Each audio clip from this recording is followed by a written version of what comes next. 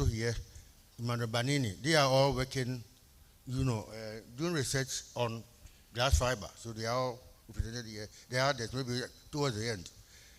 I'll mention their name. There's Michael Wokan. He's here. He's also working on retrofitting. Retrofitting may be something that is dead and we want to bring it back to life, like the medical practitioners.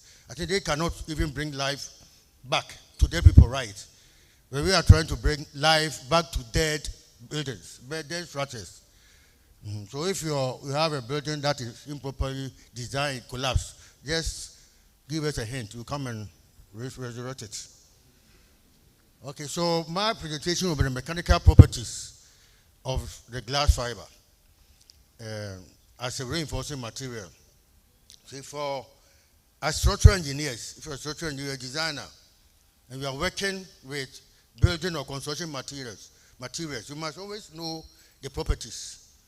See, if you design a structure for construction, from time to time, you must request the contractor to give you updates on the properties of materials you are using. Maybe concrete, it may be steel, especially when new batches, new stocks are delivered on site. They must be tested to know whether they are being, because you can have a few defective materials. So it is even more pressing for us to look at glass fiber because it is relatively new on the market compared with other materials such as conventional steel. So once it's new, we need to evolve research work. We need to find from time to time how it is being done. And it will be surprising to know that the standards, like American Society of, even demand manufacturers to always indicate the properties for, consumers, for users. So I think we are doing the right thing here at K University. And we are very pleased and grateful to Viva-Fiberglass for, supporting our research students, supporting and also collaborating with civil engineering. So this is the reason why we are doing this seminar now. There is for the purpose of collaboration between Viva-Fiberglass and civil engineering, in particular, department of the college. So I think it will be ongoing, maybe like every year. Every year, we are pleased that they will come to have this interaction with us. Okay, so before I touch on the mechanical properties, I will want to have a small preview of the advantages and the disadvantages, particularly the disadvantages, the limitations, because that is what we aim at tackling, the limitations, so that we can find solutions to those challenges for the benefit of practitioners, right? So, but I will give a short brief preview on the advantages and disadvantages, because we are invariably have to use reinforcement in concrete. Concrete is very poor in tension, but very good in compression. Compression is, you have a body, you press it, compression, right? So concrete is very good at that, but when you try to pull it apart, or even bending, one portion will be tension, another portion will be compression. Concrete is very poor, so invariably, for concrete to act as a structural material, you need to have some form of reinforcement, right? Reinforcements, concrete, other steel. There have been other types of materials that have been used as reinforcements. Some may be organic material, some may be like bamboo, raffia, and so on. All because of the large expenses involved with the manufacturing of steel. Even though glass fiber too also involves some this, but I think Viva will tell us about how the strategy they have used to bring the cost of production of GFRP down. So it may even be cheaper than steel, right? So a short preview, go to the next slide. Short preview of the, so I've mentioned concrete is strong in compression, but very weak in tension, right? So in order to, for example, if you want to increase the tensile strength of concrete, as I said, tension is always trying to pull apart. We can put in fibers. We can put in fibers. We have steel fibers, we have plastic fibers, we have hemp, we have coconut shell sisal, rice husk, and so on. Those are fibers, and they should be distinguished from what we are dealing with now, glass fiber. When you hear glass fiber, don't think they are like small, short, discontinuous, discrete materials. Glass fibers, I think some pictures have been shown, they are long bars, even though we call them fiber. Because fibers have been used, together with resin, put them together so we get long bars. But we can increase the tensile strength of concrete using fibers. For example, and the fibers control just cracks and deformation, but you can replace a continuous bar. For example, if you want to have a beam from here to there, you cannot do away with a continuous long bar, either steel or glass fiber, and say we are replacing with fibers. You cannot, the thing will collapse. But the fibers are introduced just to increase the tensile strength against, let's say, cracking and deflections, right? So that is there. Let's go to the next slide. So when we say glass fiber, don't think they are just like small pieces, right? So other materials have been used, to reinforce concrete in order to, for example, when we have, let's say, members, that structural members, bending, a floor, beam, and so on. So go to the next slide. So I think overview, right? Steel bars, are prone to corrosion. I think this will come in advantages, disadvantages. So now, glass fiber, as one of the advantages, corrosion-free, is one of the best materials to replace steel. Steel is the disadvantage, property is corrosion, right? So let's see the advantages and let's go to the next slide. This is a pictorial view of a typical glass fiber. So we see the glass fibers. They are fibers, right? They are like strands, fibers, and they are bound together by the resin, epoxy resin. So it's a pictorial view of it. I think we saw some of them around here. Okay, let's go to advantages. Let me cut short. Go to the. We have advantages and disadvantages. So this is all about reproduction. Go to the next slide, please. So advantages. And we say it has an outstanding resistance to corrosion. It can never be corroded. Corrosion is a chemical process. Right. Chemical process. So steel is prone to it. Steel is it has a material which is iron. It's a chemical process. So when the elements get in touch with the iron in the steel, corrosion starts. But there is no iron in glass fiber. So it cannot be corroded. It is free from that. It has a high resistance to corrosion. Then it says, so in harsh environments like it may not only be above the surface where corrosion is, even underground, substructures can be exposed to certain environments which can lead to corrosion of the reinforcement if it is steel. But if it is glass fiber, it cannot. If it is timber, it cannot. But timber has its own also problem. Timber cannot corrode, but it has certain weaknesses. But glass fiber doesn't have those limitations. I'll go to the next slide. Yeah, okay, so it is durable. Then here I've also mentioned that glass fiber, is very good under cyclic loading when it is used as reinforcement and that structural member is, subjected to cyclic loading.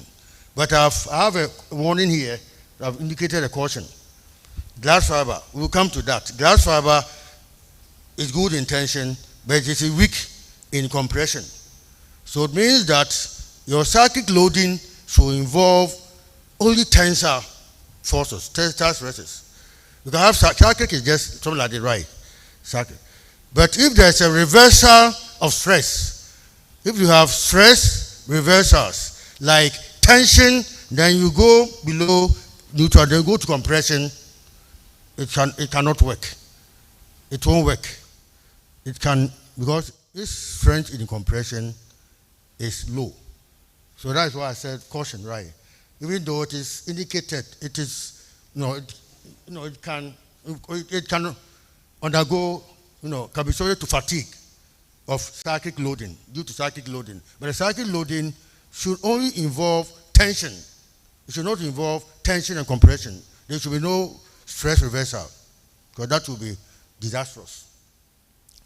And then you have the durability and so on. I think the advantages are all there. It is recyclable.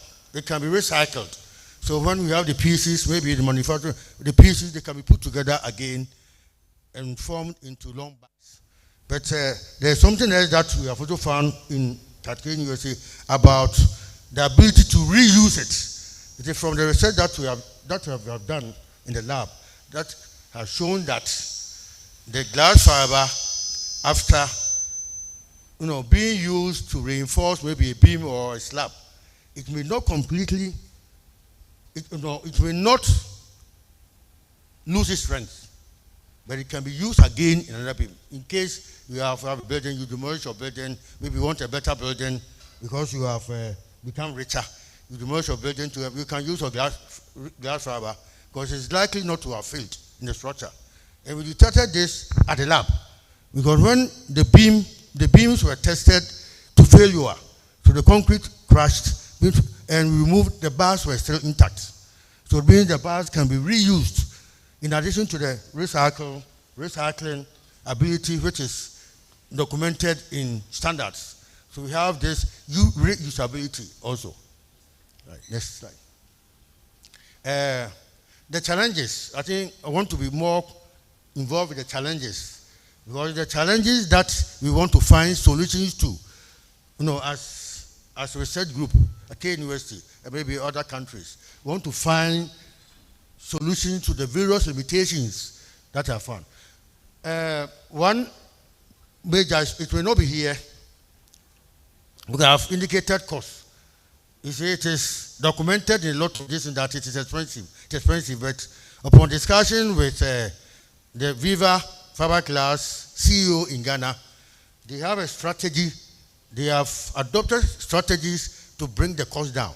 But if you read literature, you will find about the high cost involved in production of fiberglass. But I'm very informed that Ghana, the cost, that disadvantage is no longer there as far as Ghanaians are concerned, and Africa, because they are producing not only for Ghana but also for other countries in the world. Yes. So, okay, let's go to next. This is all about cost, right? Okay, there was also a problem if it's not properly, if the fiberglass is not properly manufactured, it will look like even like former masteel. Round, masteel, smooth, right? Glass fiber may also be produced like that, or even be smoother than masteel. When we have that without surface treatment, then the glass fiber will have poor bonding with concrete. Poor bonding with concrete because the bond between fiberglass or between any reinforcing material and concrete as a composite material should be very good, right? So bond is also in literature you may find that bond is poor and so on. But again, fiberglass, Viva Fiberglass in Ghana has found a solution to it. Surface treatment to improve on bond. So we find in literature bond with a problem with fiberglass, but not always. If the manufacturers fabricate the material well, it will have good bond. I have a presentation on that after the mechanical property. I'll go on to bond to indicate that the bond strength of fiberglass with concrete is adequate and good. Okay, go on to. So there are various methods of this. Okay, here talking about, so a lot of the problems. So as I said, research is ongoing, evolving.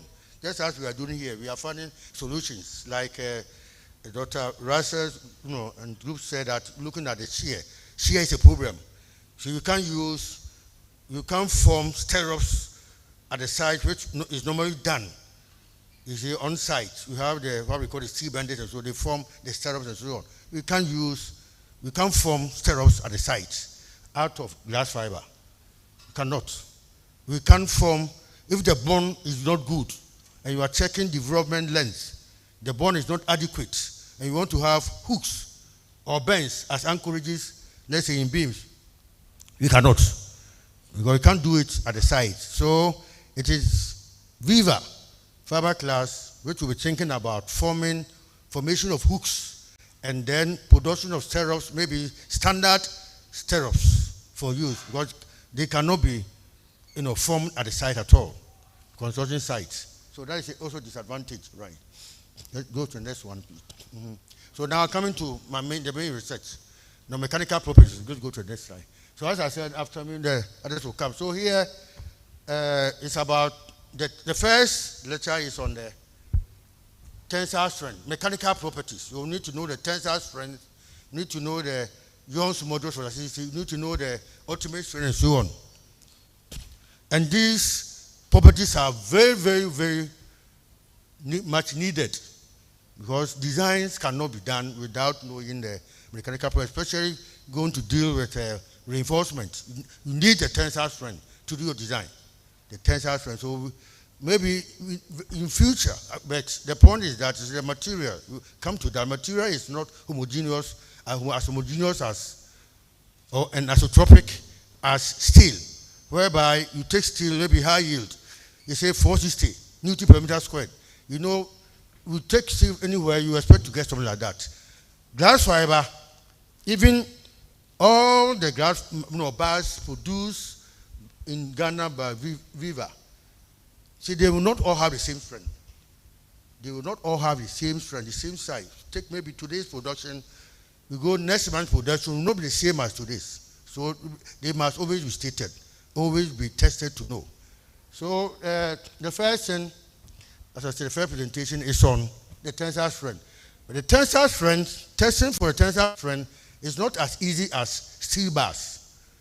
If you have ordinary reinforcing steel bar, you just cut into the length you want, put it in the tensile machine, and you just tension it, pull it apart, because we have the grips. The grips are there. Well, even if you are testing a smooth bar, like my smooth bar, but you can still test in the machine. But not the same cannot be said of DFRP bars. DFRP bars should be specially prepared with respect to the ends. The ends of the bars should be specially prepared for grip in the tensile machine. If you just put the bar in there without the prepared ends, the glass fiber will crash within the grips of the machine as a result of its weak strength in compression. Because you have a grip, you are gripping it like this. Grip and pulling, the grip will crash the ends. So need the ends of the bar need to be prepared very well, for the tensile strength to be conducted. So maybe go to, and you see the pictures. You see the ends. The ends must have kind of a pair of pipes at each end. Then you fill the pipes with, so the pipes should be strong, and then fill with very good epoxy. I think when this in Nairobi, there they don't use epoxy, they use mortar. Remember, they use mortar or masonry to fill, and I think that should work. Because I've told my undergraduate students that don't do project with me. Getting the epoxy in Kumasi is very difficult. They come, and I think they have expired. So we want to use the masonry, like mortar, and fill the ends. So the ends need to be prepared like this before we put them in the machine. Maybe the next slide. Okay, these are all the preparation of the ends. We need a certain length of bar, right? And then the ends should also be long enough for the grip. Go to the next slide, please. Yeah, so something like this. So it is in the machine. So the ends have been prepared for the grip, put them in the machine. And so the prepared ends, the pipe and then the epoxy transfer and reduce the stress on the compressive stress on the GFRP so that the tension can be conducted. So this was conducted in lab. Those who want to do research in it, I mean, later on, we will go through, the specifications, what length and so on that you need, the length of the grape, the length of the bar, and so on, and then you test. And the test is not only tension, but if you also want to determine the deformation of the bar as tension is applied, then you need an instrument called a tensiometer. So you attach a tensiometer somewhere in the middle. I hope you can all see. There's a tensiometer in the middle to measure the strain, so that at the end you can get a record of the stress, strain, reading for the test bar. So this was done. Have the tensiometer attached in the middle. Then you have the bar. Then tension is applied. We have the equipment in the lab, so it can be done. Although we will need some more support. We will have discussion with Dr. Ivan of Viva and the rest, for more support. Doc, Dr. Ivan, we need some more support equipment. We need forklifts to raise beams and slabs. Father, Reverend, they almost killed themselves, lifting the slabs onto the test frame. So I think they will talk about those support. I'm only pulling your legs, right? So the test was done. So stress versus strain, so go to the next. So after the test, okay, I will come to this, the failure. But let's see the plot graphs. I'll show you. Here, these are the results. The strength against, and the average strength, and then the Jones modulus, and so on. But I'll come to that, show how the Jones modulus is computed, so on. Yeah, but you see rupture. You see we have the failure mode. See the bar in the UTM, universal tensor machine, can fail either, that is the glass fiber, can fail either through rupture, or can fail through the fibers, moving relatively against each other, slipping. So the failure mode, there are two types, and the type of mode has an influence on the strength, on the mechanical properties. So we come to it. So let's go to the stress strain, because that is more important, the graphs. No, the next one. No, go to, yeah. No, go to the, there should be stress strain. Yeah, okay, let's see this, right. So when we plot the result from the tensor test, see we will get your stress and you get the strain.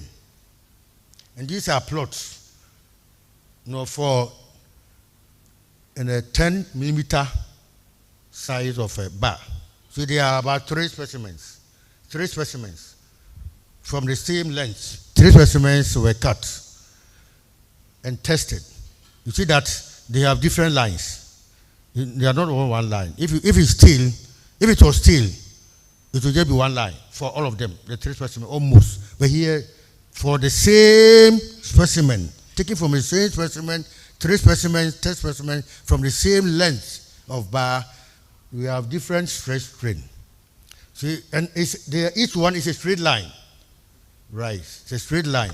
Where it ends will give us the failure stress, or failure, that is the stress corresponding to the failure load or maximum load. That is the end. It's a straight line. And when you compute the gradient of the line, the gradient of the line gives us the modulus of elasticity. And because this is a straight line and so on, elastic, so we have Young's modulus of elasticity. So in the table will show. So for each of the graphs, you have the maximum strength, then you have the gradient, which is the Young's modulus of elasticity. Then on the strain, you have the maximum strain. So the tables that you have, we saw before, were all from the graphs. This, as I said, this is a 10 millimeter. The results, if you compute all of them, the maximum strength, the Young's modulus, ultimate strain, the 10 millimeter bars have results that are different from, let's say, 12 millimeter bars. Right. Then the 12 millimeter bars also have strength. You can go to the 12 millimeter, the next one. So the 12 millimeter, the 12 millimeter results, if you compute, you have your maximum strength, you have your Young's gradient, Young's modulus, then you have your ultimate, and they will be different from the 10. They also be different from the 16. So it means that the strength is dependent on the bar size. That is one. We take glass fiber, and this is documented in all standards, right? So we have just done to ascertain that glass fibers produced by Viva glass fiber, comply with specifications. Because this is when it's in literature. So the glass fiber, the strength of a glass fiber is dependent on the bar size. The Young's modulus of elasticity is also dependent on the bar size, right? Then you look at the graph, it's all straight line. This also has some implication as far as structural engineers are concerned. It is elastic throughout, and then it fails suddenly. So it is a brittle failure. This is not a ductile failure. There's no ductility. It fails suddenly. It has implication as far as structural engineers are concerned. Structural engineering design is based on under-reinforced concrete design philosophy. So it means that we go to the next, go to the few slides. Towards the end, I'll show the comparison with the steel before we come back. Okay, so example, this is, let me go to the next one. Yeah, you see this is a typical stress versus strain of steel. The first one is mild steel. Initially straight line, then it gets to a point where there's a change. That point is called the yield point. Yield. And then you have this flat level. That flat portion is very, very important to structural engineers. That is why the design is based on what we call under-reinforced, so that your beam or your fracture member will reach that point, and we have the long deformation to happen if the member is going to fail, going to collapse. So that straight, long portion deformation, the strain portion, long one, is important to give ample warning to occupants of the structure to escape if there is an imminent failure coming, right? See, compare with the distance, go back to glass fiber. Compare with glass fiber, it is not there. That flat portion, inelastic plastic region is not there. So we have to find a strategy for design. The strategy is now there. The strategy. So, and we will teach very soon, with your permission, we will start teaching that. So it will not be, the design will not be like the conventional under-reinforced design philosophy. It's not going to be over-reinforced design philosophy. Over-reinforced design philosophy. And over-reinforced design philosophy means that, go to another side. Go to one with a, go. Yeah, this. Oh no, before. Like this. So there's a comparison between them. You see the vertical lines. 0.4 and then the epsilon y. Now, the epsilon y is supposed to be like 0.2% offset, and that is what is being used. The philosophy not coming. So you design the member using epsilon y, the offset stress, so that the stress is just low as far as glass fiber is concerned. So we are not going to the end. The end of the GFRP is the strength. The full strength will not be used.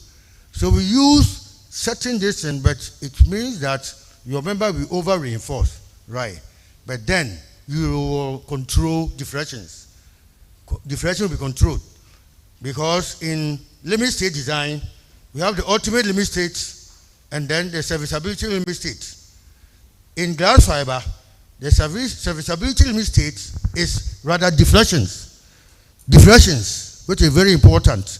Not cracking is not important, but the serviceability limit state of deflection. And so when the strain is limited to epsilon y, it will be controlled, but still it will work. Okay, go back to stress strain. So then looking at the stress strain again, you look at the stress strain, the glass fiber. Yeah, the graphs. All the graphs will show that the strength of the glass fiber is very high. Strength of glass fiber. That is the fracture point, the failure point, where it fractures, where it ends, much higher than reinforcing steel bars. Very much comparable to pre-stressing wires or pre-stressing tendons. You know, strength can be about 1,300, 1,200. They are pre-stressing this thing. Why? So we want to use this. We normally don't use pre-stressing wires and pre-stressing tendons, which are very strong. We don't use them in ordinary reinforced concrete because there will be no benefits. They are very high, very strong, but they have no benefits. We don't use them. But when somebody will say, then why do you use glass fiber if that one is very strong, also very strong? We use the glass fiber with very high strength because of the corrosion. There's no point using this thing, as I said, because in the end, you end up with the steel, you end up with over-reinforced design in steel, which is not good. But the glass fiber can be very strong, and yet we want to use it because we want to make use of its corrosion resistance. We also want to make use of its advantage as being lightweight so that you reduce the dead load of your design, right? So there come to the equations. So from the findings, results of this, we have, as it was, these were mentioned by the first speaker. We have equations linking or relating the strength to the bar size. The bar size is denoted as X, and then Y is supposed to be the dependent variable. So if we are looking at tensile strength, Y is the tensile strength. But you see, there are two failure modes. The rupture, for rupture failure mode, we have the first equation. And then for the slippage, we also have the equation. So the relationship between the tensile strength and the bar size is also dependent on the type of failure. Then you go to Young's modulus of elasticity, the same thing. There's a relationship, and there's always a drop. So as the bar size increases, the strength decreases. Okay, so also the strain, the capacity, deformability. So it's also dependent on. But I think this one is the reverse. When the bar size increases, there is an increase in the strain. Increase in the strain. I think it follows from the stress strain curve, right? So for the same distance, to get the same strength, because the strength is lower for larger bars, it means this will also be larger. So let's go on to, but this will be the end. We'll go on to the bond. But this is a typical mass steel, deformation. So structural engineers make use of the ductility. The ductility is where beyond the yield point. It's very important. So as structural engineers, practitioners, those who are practitioners now, and then the budding ones, the students, so we have to find a way, right, we decide on in terms of design, bringing the limitations to the design. So we find the problem, find solution to the limitations. That is the essence of what we are doing as a research team. This is a typical high yield bar. High yield bar may not have a pronounced yield point, but the yield stress is obtained by considering what we call offset. Offset at 0.2%, where the point X. So a strain of 0. This is you draw a line parallel to the initial straight line of the distance, and you get a stress. That stress is usually called a proof stress. So when you are dealing with high yield, we have the proof stress normally to represent the yield. So go on to. Okay, these are the factors of safety documented. Because when you are designing reinforced concrete and so on, you need a partial factor of safety for concrete, partial factor of safety for your steel. In the adjacent BS iron and then the ACR 318 and so on. So the partial factor of safety, for steel is 1.15, for concrete 1.5, then glass fiber, in literature you will find 1.25. 1.25. The first speaker said our work, although we're supposed to be working together, the partial factor of safety recommended by my team, is 2.5. 2.5. So it's not 1.25. I know I've been having discussions with because the 2.5, using the 2.5 will ensure what I'm talking about the over reinforced design, right? So that we keep, you see, if you use the 2.5, it means that you are using more glass fiber in your specimen, and so that will ensure lower stresses in the reinforcing bars.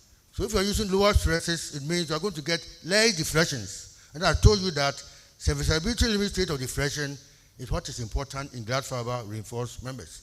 So you want to keep deflections down.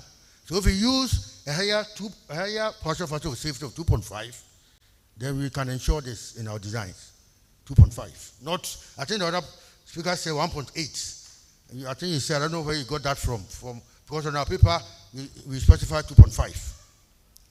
That's the next one. So this is a publication from that. So anybody who wants to maybe make reference can do. Then go on to the next, which is after my this, and then we have as I said, we have two. We still have time, right? Two members who come and talk on beams and then two-way slabs. Okay, now bond. Talking about mechanical properties. The next bond between reinforcing bar and concrete or any material for composite action is very important. Because it is through bond, the two materials should work, should work hand in hand. There should be reversal of, or there should be transfer of stresses from one material to another material. So if you take reinforced concrete, for example, initially you have steel reinforced. I mean, it's a beam. You start testing. For small loads, there will be no cracks. So it means that both concrete and steel are jointly resisting the applied stresses. As soon as a crack forms, that section, the section where you have the crack, all the stress in the concrete is transferred to the steel. Right. And for the two materials to work together, you need a bond. There should be a bond for the transfer. So bond is very important in reinforced concrete materials. If the bond is not good, you will not be able to get the development length. So you will need a bend. If you have taken a beam, for example, at the end, if the bond, there's a bond load close to the end, right, and you don't have enough length from where the load is to the end of the distance, so the what we call development length is small, then you will need a bend, or you will need a hook, depending on which one is the solution, right? So, and it's all about bond. To whether you need a bond, whether you need a hook, or do a bend, or you don't need it at all, depends on the bond. And a lot of a common mistake that we find at the site, I've observed it. See, when it comes to slabs, I don't know, particularly in Ghana, every slab, reinforced concrete slab, all the reinforcements are bent at the ends of the slab. Let's say ordinary slab, right? Not face, ordinary slab, semi-supported. They bend them. You don't check the bond. Because if you check the bond, in slabs reinforcements, bond is adequate, so you don't need any bend. But I don't know whether you observe it. If you have a slab, all of them are bent at the ends. You are working in the development office of your, I think you do the bends right. Slabs, whether the bend is needed or not, all slabs, they are bent. No, they should not be bent at all. Most of them, because the bond is good. So don't need any bend in the ends. Don't need any bend, don't need any hooks. Right? So bond is very important for anchorage. When you are lapping bars, you have one bar, the bar is not long enough, you have to lap. The lap length is dependent on the bond between your concrete and then the reinforcing bar. So bond is very, very important. If the bond is weak, the length will be longer. So if the bond is weak, it means you are spending more money in providing longer reinforcement. So the bond is very important. So that is it. Then there's another type of bond, which is called local bond. The local bond controls the cracking. So we have anchorage bond, and then we have local bond. There are two types of bond. So we tested some of them for the bond. So prisms were reinforced with glass fiber, right? Glass fiber, bars, and then also steel fibers for the control, right? And the research, the aim was to look at glass fiber in normal weight concrete, and then glass fiber in lightweight concrete. The normal weight concrete use conventional materials, sand, granite, coarse gate, and cement. But the lightweight concrete incorporated palm kernel shells to replace some of the granite in order to act as lightweight concrete. Right. So tested for the two, and the bond specimens, the test specimens consisted of double pull out. Right. In bond tests, there are a variety of bond tests. We have the ordinary pull out test, we have the beam test, we have the push test, we have the double pull out. Right. I think for students later on, when they have the chance to write on a board, if I have to meet you, I will describe all these tests to you. Right. There, each one has its advantages. So especially the pull out test. The pull out test, which is a bar which is pulled at one end. The bar is pulled at one end, and then we have to find a resistance to prevent that pull from Newton's law. So that resistance is normally, in the ordinary pull out, that resistance is in the form of compression on the concrete. And that doesn't simulate the behavior of a bar in the tension zone of a beam. In the tension zone of a beam, in bending, the bar is in tension, concrete is in tension. So if you have the bond test where the bar is in tension, the concrete is in compression, it's not a true model of a beam behavior. Right, so, but the double pull out, you pull one end, pull this also end. So the bar is in tension, the concrete is in tension. That was what was adopted in the research. So we had the prisms reinforced with bars with a split in the middle. So it's like the ordinary pull out, right? But so one, you pull here, you pull there, but in the middle, the bar is discontinuous. So in the discontinuous part, the stress in the bar there will be zero. Because you have the bar, you are pulling at this end. The bar will have a full stress at the pulling end. By the time we come to the middle, there's no pull there because the bar is straight. So it means all the stress in the bar has been transferred to the concrete through bond. And then you determine this bond from that. So that is the whole essence. So from that, so we have this like this. Split at the middle. Then the first one is the continuous. For the first one, so we're looking at anchorage bond. But the first one is not anchorage, in truth speaking. The first diagram is what we call the local bond. When you are testing for local, you pull it's between two cracks. So the prism is the rectangular one. So the end of that represents a crack. The other end is also a crack. Right, so you pull at that, so this is local bond. But the rest, with the split in the middle of the bar, are anchorage bonds. Okay, so the test was done. So this is the equation. When we are dealing with anchorage bond, this is the equation. FB equals P. So the P is the maximum load that's applied to the. So this test was also done in the tensor machine, like the glass fiber. You pull like you are testing this, and so the P will be the maximum load recorded. And then D is the diameter of the bar. L is the length of the embedment, the bar within the concrete. And then FB, subscript B, is the bond strength. So after the test, doing all these tests, we realized that the bond of glass fiber is adequate. The bond of glass fiber with concrete is good, and it can be used because at least the glass fiber specimens we collected from Viva had surface preparation in such a way that the bars can bond very well with concrete. Okay, go. I think the test, bring the next.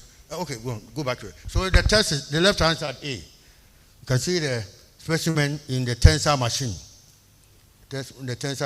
And for purpose of information, bond strength of concrete. Normally, if bond strength is very much related to a tensile strength of concrete, they are comparable. Bond strength. So bond strength, you see, tensile strength is about 10% mostly, roughly speaking, about 10% of the compression strength. So bond strength is roughly of that order. The bond of this, whether it is a steel reinforcement or any reinforcement, it's supposed to be something like that of concrete. So the results are shown. And another point of note is that the bond strength of the lightweight concrete, with the bar in the lightweight concrete, was less than the bond strength of the bar in normal weight concrete. So that is the finding. So I think I will end here so that my other review can take up the beam and then so maybe further will come. So I'll end it here. There's a lot to talk about on glass fiber, but I'll end it here so that I don't bore you too much, right?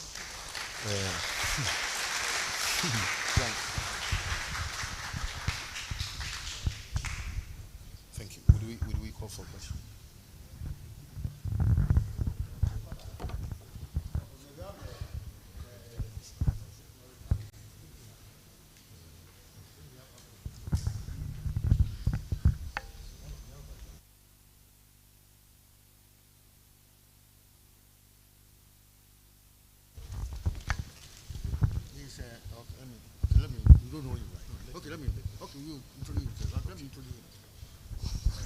Okay, the Reverend, he's in cassock, right? White cassock, very clean. He was my TA. He completed the first degree here, and it was civil engineering. Still, at that time, he was still a Reverend priest, not that he had become a priest after the FIBERGLASS. I think he studied philosophy, theology, and so on. But you still had an affinity for science. So even science, I think all those I know, they go to do physics, chemistry, biology. Maybe as a Catholic priest, you could have done biology. But he said you do engineering. And after he was my TA, very, very hard working. Before I got to lecture room, everything was set. Everything. So he was very, very invaluable to me. And then I realized, he wants to come and do a master's again. I think even master's, you want to go to PhD. I don't know whether you want to change to teaching. So that's a Reverend Taki. He's at the Kofodia diocese. Yes. Diocese. So he's a priest, full-time priest, also full-time student. Thank you, Prof.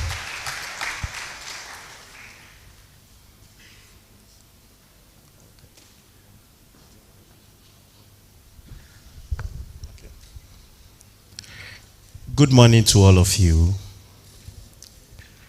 and thank you very much for this privilege to share with you on what is under discussion. I took a research with Prof, and the focus was to see how GFRP perform in a two-way slab.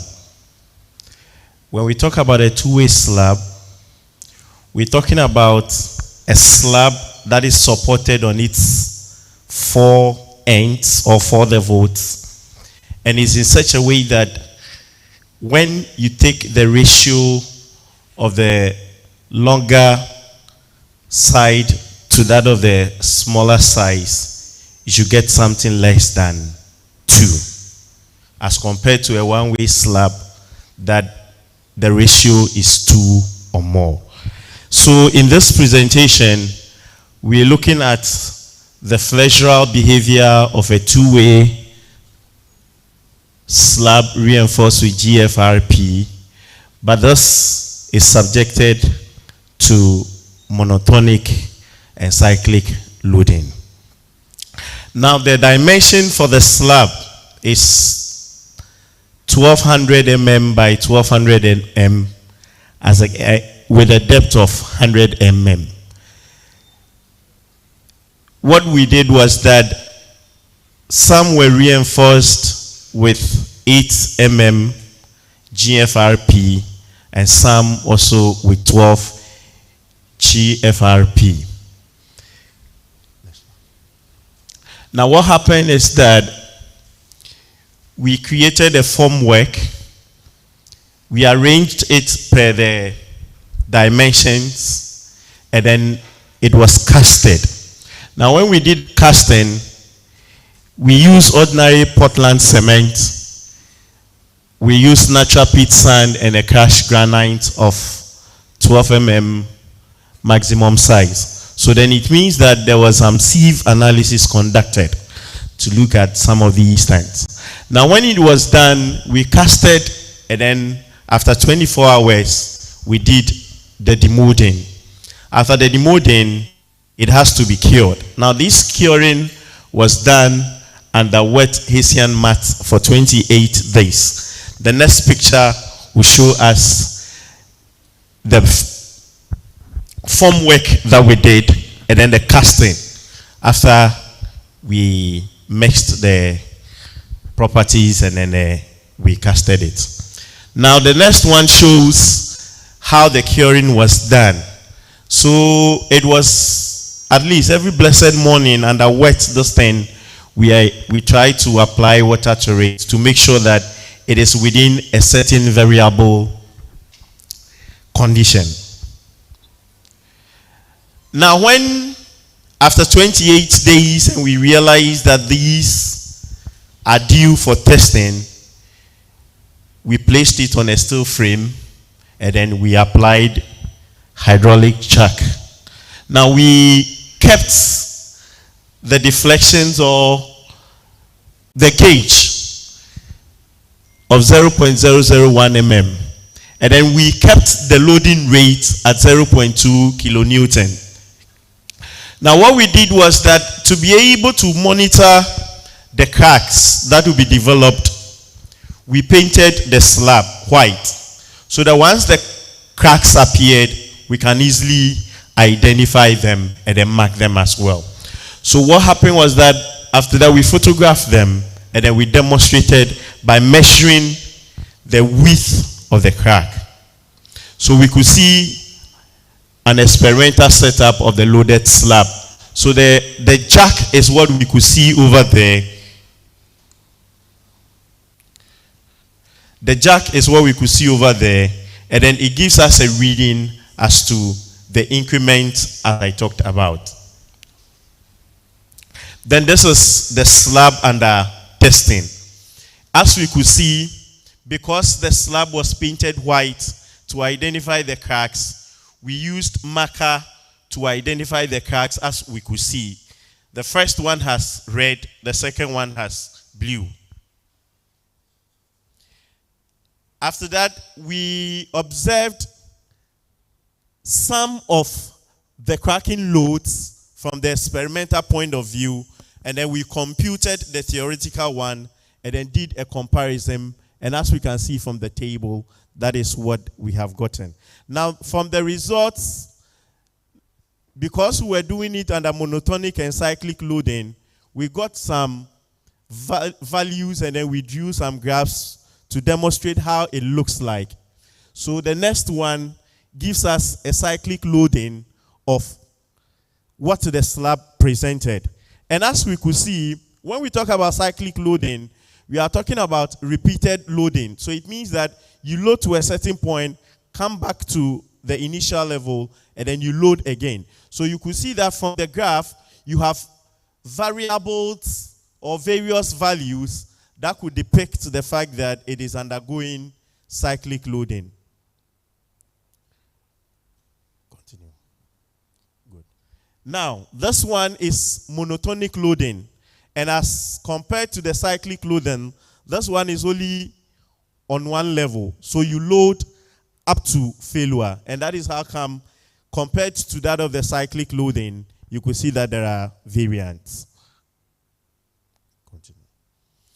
Now, when we subjected it to loading, we identify the fact that the failure modes that came were brittle, which means that you don't need to apply too much loading to it, and it wouldn't even give you some warning before it failed. So we identify a brittle failure mode, and then it is characterized by a punching shear crack. We could get a photograph of it getting to the latter part of this presentation, and we realized that the cracks emanated from the point load, and then it spread to the support. So you could get what we called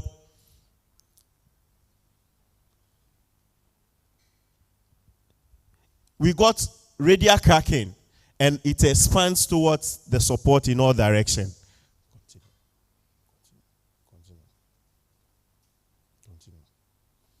Yes, so when we observed the crack, we took the crack width, and we realized that in conformity to ACI 400, we had between 0.5 and then 1, which it agrees with what ACI 400 proposed. And as we could see from the table as presented, the 6 slabs that were tested had given us maximum average crack spacing as indicated on it. So then it gives us an idea that when you look at the bar size in that reinforcement taken, you could see that as the bar size increases, the crack spacing also reduces. Because when you look at GF801, that it means that that slab was reinforced with 8 mm up to the third one. Now you come to GF1201, GF1202, GF1203.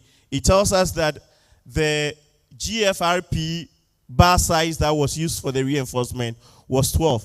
But when you observe the crack spacing, you could see that it's gradually decreased. So then it came to conclusion that as the bar size increases, because we moved from 8 and then we got to 12, and you could see that variably it decreased. So then at the end of it all, cracks appear at the bottom surface of the concrete slab when the tensile stresses exceeded the modulus of rupture of concrete. And then the first crack appeared at the middle, that is at the point load. And as I said, it spread towards the support. Now, we have a pictorial representation of how the crack appeared and a kind of punching shear failure that we could observe. We could see that which looks like a rectangle or a circle, a square, that is where you have the actual loading.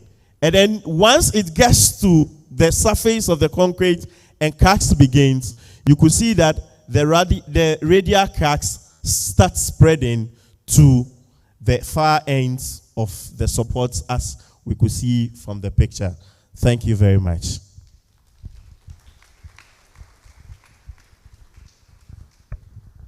A big round of applause to him. Yes, hold on.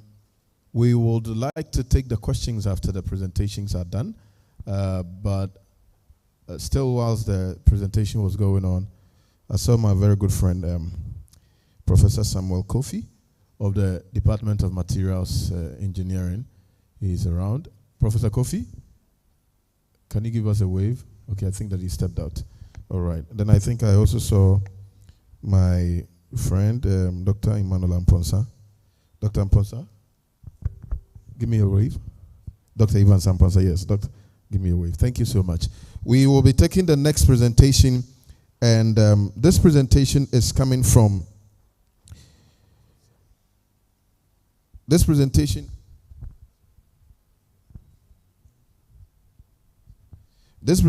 is coming from industry personnel. He is Engineer Seth Atipodenya, and he's a civil and structural engineer, and a certified project management professional.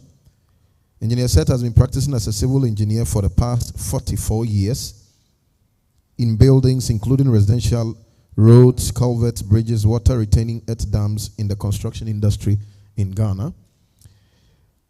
Seth graduated with BSc Civil Engineering in 1990 from this very prestigious institution.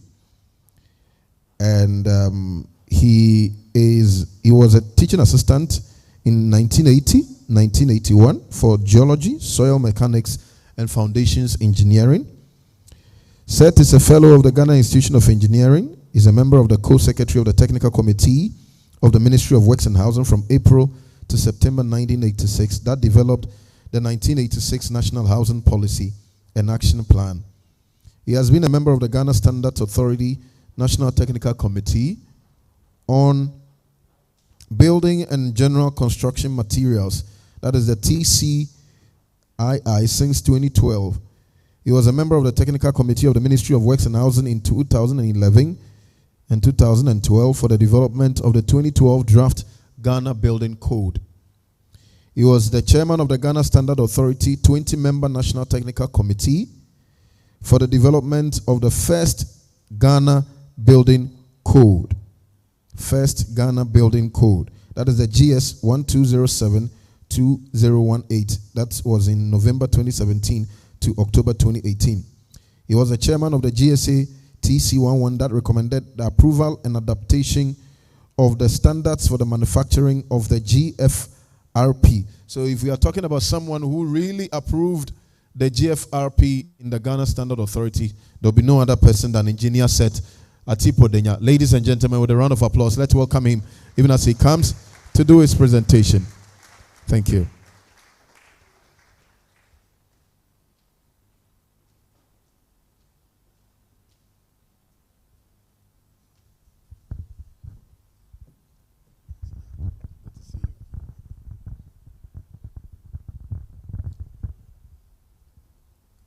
Good morning, everyone.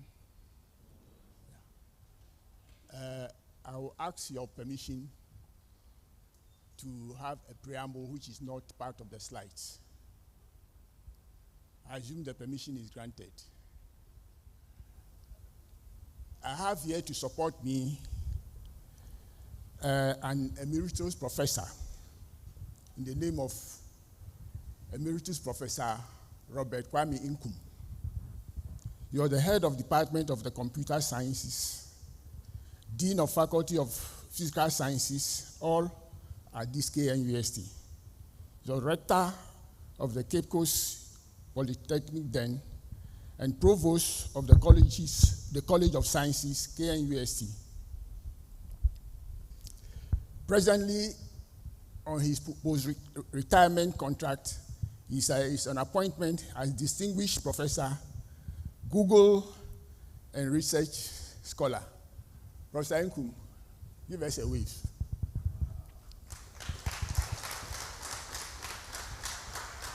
Professor Nkum and I attended the Ghana Secondary Technical School, Takoradi, from 1969 to 1976, where we obtained both our O-levels and A-levels. We entered KNUST in 1976 and graduated in 1980. Incidentally, Professor N.K. Kumaple also attended the GSCS. He was in the 50s, I think 59 to 64. As mentioned, I was a teaching assistant in geology, soil mechanics, and foundation engineering under the late Professor Nicholas Kwesi Kumaple. So I'm excited to be in this auditorium, which is named after him.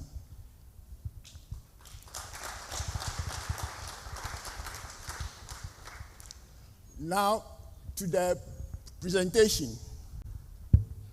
Can you do that for me? Next. For the profile, that is by relevant professional experience, I prefer we skip them because they have already been given in my introduction, and it's in the brochure. So we skip them. That is, I have the capacity, I'm competent to talk on this subject. We will also skip the projects I've been involved in since 1981 to 2024.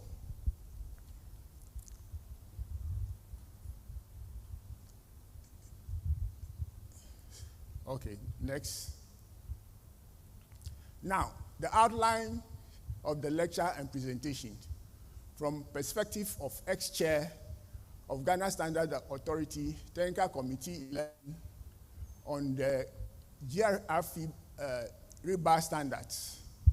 So that is the table of content, but then in my presentation I will highlight on them. Next. Historical development and use of GRFI material worldwide. When the process of standard development at the GSA is demand-driven. Demand-driven in the sense that if you want to introduce a standard in Ghana, you must come through the Ghana Standards Authority and present your case. In the presentation of your case, you give us an outline of how that standard or standards have been used elsewhere. And then a constituted technical committee of the TC11 will then do the literature review first and foremost, and then link it to whatever requirements. So our research was that the development and use of FRP materials, particularly as reinforcement in concrete structures, began just before the middle of the 20th century, as published in the meta-technical literature reviewed by AI, the machine. So I'm not plagiarizing. I'm only telling you that from the technical, meta-technical literature, those are the information there, apart from what GSA themselves have done. The FRP, we have FRP before it's prefaced with either carbon, aramid, basal, and glass. And we are now talking about the use of glass and not the other ones. And Ivan will explain why the glass, because according to them, the glass is easier and cheaper to obtain. They combine high-strength fibers such as glass, basalt, carbon, and aramid with a polymer or binder matrix, which is often epoxy or vinyl ester. They are developed as a response to some limitations of traditional material like steel in products in application environment, of which there is need for lightweight, non-corrosion, and non-conductivity to high temperatures. Next, please. So the developmental timeline between 1940 and 1960, early research and development were done to explore the lightweight and high tensile strength to weight ratios of the material. Between 1960 and 1970s, usage gained momentum in infrastructure construction due to the need for materials such as the FRP. Next. In the 1990s, GRFE and the CFRP started being used more widely in civil engineering for concrete reinforcement, particularly in structures such as bridges and marine infrastructure. 1990s saw the commercialization of the RFE bars.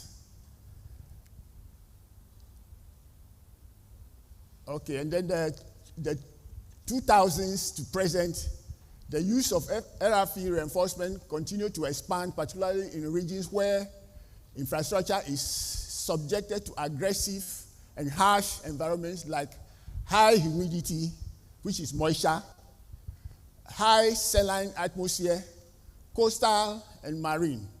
Major projects include bridges, highways, marine structures, and high-rise buildings, especially for the high loads, since the material is very high, uses the load on the lower columns and then finally on the foundations. Next. Yeah, these are some photographs which are in the brochure by courtesy of Viva. So continue. Next. Next.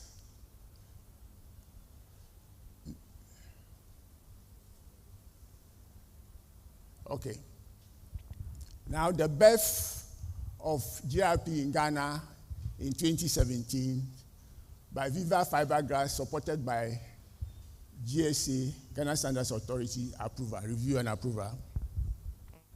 In January 2017, Viva and Company Ghana Limited, also known as Viva Fiberglass, requested the Ghana Standards Authority to develop and approve relevant standards for the manufacturing and use of glass fiber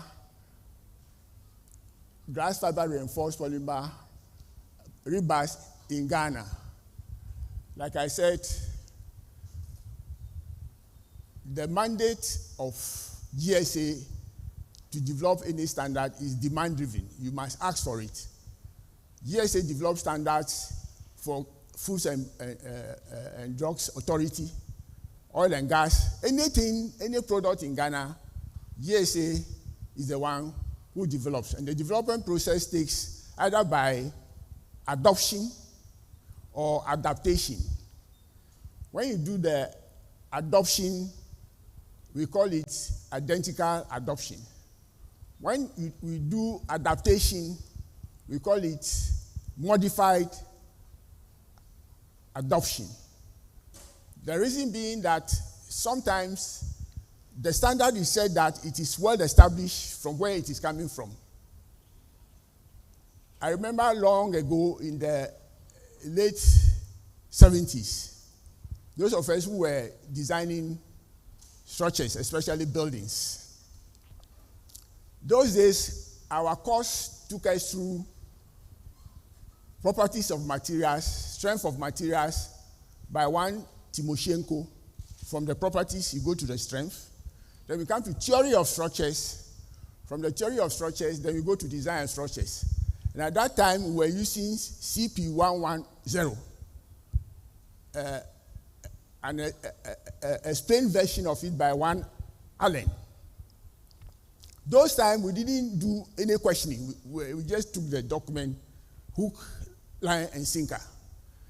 These days, because of critical thinking, in fact, that CP110 progressed to somewhere in the late 80s and early 90s to BS8110. I believe some of you are still using them, though they have been replaced by the Ghana Building Code GS 1207 2018.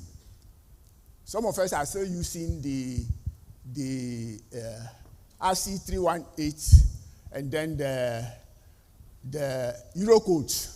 But those things, when you read the Ghana Building Code, you are supposed to, or you are expected to use the Ghana Building Code more. And the Ghana Building Code was not identically adopted because it was benchmarked against the International Building Code. It was a modified adoption because when we were looking at those codes, the RC 318 and then the Euro code, we realized that is the GSA. There are certain sections of those building codes that do not relate to the Ghanaian context, especially when it comes to the geology, soil mechanics, and foundation engineering. The Euro Code 8, we cannot use those things because in Ghana we have different wind speeds. We have different seismic zones and even the intensities. And then if you take the IBC, that is the International Building Code, we also have a section talking about wind speed and seismic resistances and the rest, which do not relate to Ghana. So such sections were modified to suit the Ghana context. And therefore, at the end of the day, the document produced was a modified adoption. Yeah, okay, so continuing the GSA reconstituted the national, the TC11 into a 14-member team chaired by Engineer Selbrighter Tipo Denya, who is myself here, to execute the request and assignment between February and March 2017 using 20 relevant existing international standards obtained by the GSA through MOUs and licenses from ASI, ASTM, and then ASTO. Normally, when you are adopting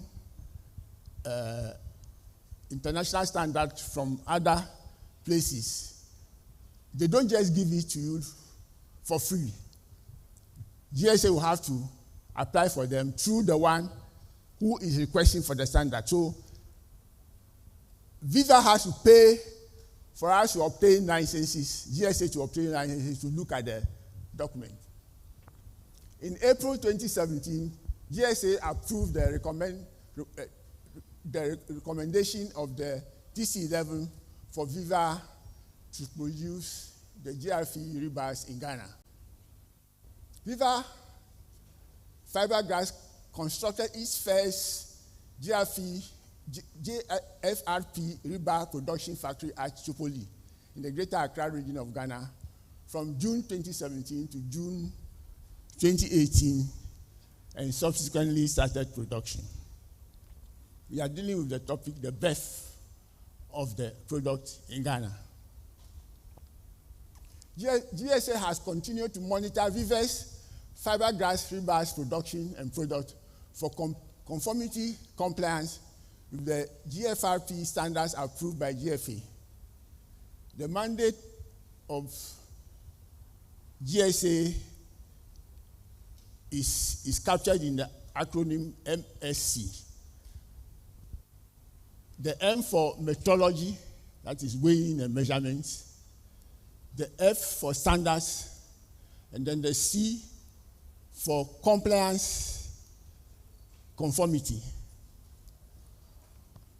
So whatever standards that GSA has approved and request for adoption, they will follow up by making sure that there is compliance.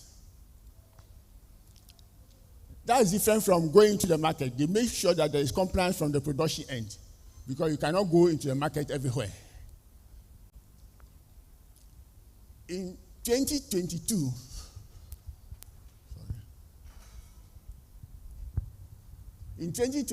ASI, that is American Concrete Institute, published GFRP rebar code titled ASI Code 440.11/2022. Building code requirements for structural concrete reinforcement with glass fiber reinforced polymer bars. They had the codes and the commentary.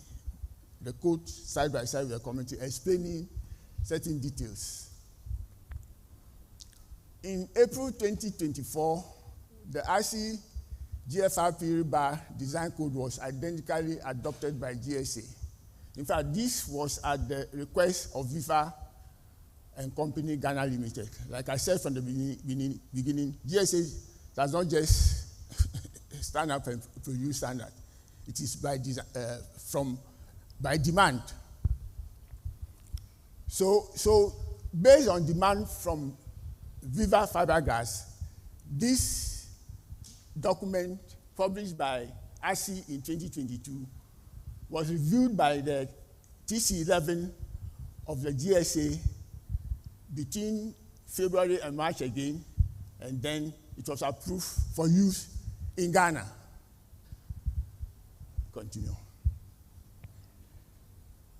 The hybrid approach of using both the GFRP rebars and steel rebars in structural concrete reinforcement was recommended by the GSA to Viva Ghana and advised that Viva uses part of its TR&D, Technology Research and Development and Marketing Investment Fund, to promote the widespread usage of the hybrid approach to the grassroots of construction. It appeared to the GSA TC11 that Viva was targeting only the big corporate institutions and cities and big towns. In fact, I remember during those meetings, there was heated argument between the technical committee and the Viva technical representative. Ivan, we are here. I think Victor was there. And we were saying that we are only assuring technical quality and safety for the public. We cannot promote your product for you. And the way you can promote your product is that get to the academic research and industry institutions and support them so that they can do, because with the issue of critical thinking, they'll ask you, where has it been used in Ghana? So we encourage them to devote part of the marketing investment fund to TR&D, that is technical research and development, supporting the universities to research into the product, though it has been used somewhere. Somebody will say, where has it been used in Ghana? And that is a normal thing that we always ask. So we are happy that the universities have taken, or Viva has approached the universities. So we made it clear to the Viva that normally research funding in Ghana is very difficult. The government doesn't devote anything.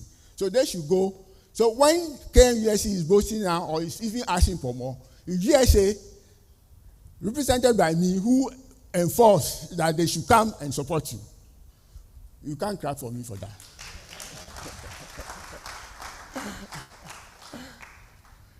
GSA recognized the weaknesses, let me call it the limitations and the disadvantages of the FIBERGLASS in structural concrete, and therefore recommended and encouraged Viva to support the building industry and academia research institution to develop technical literature of a hybrid approach of combining the GFRP rebars with steel rebars in ways that will leverage the respective strengths and advantage of both materials while minimizing their limitations and advantages.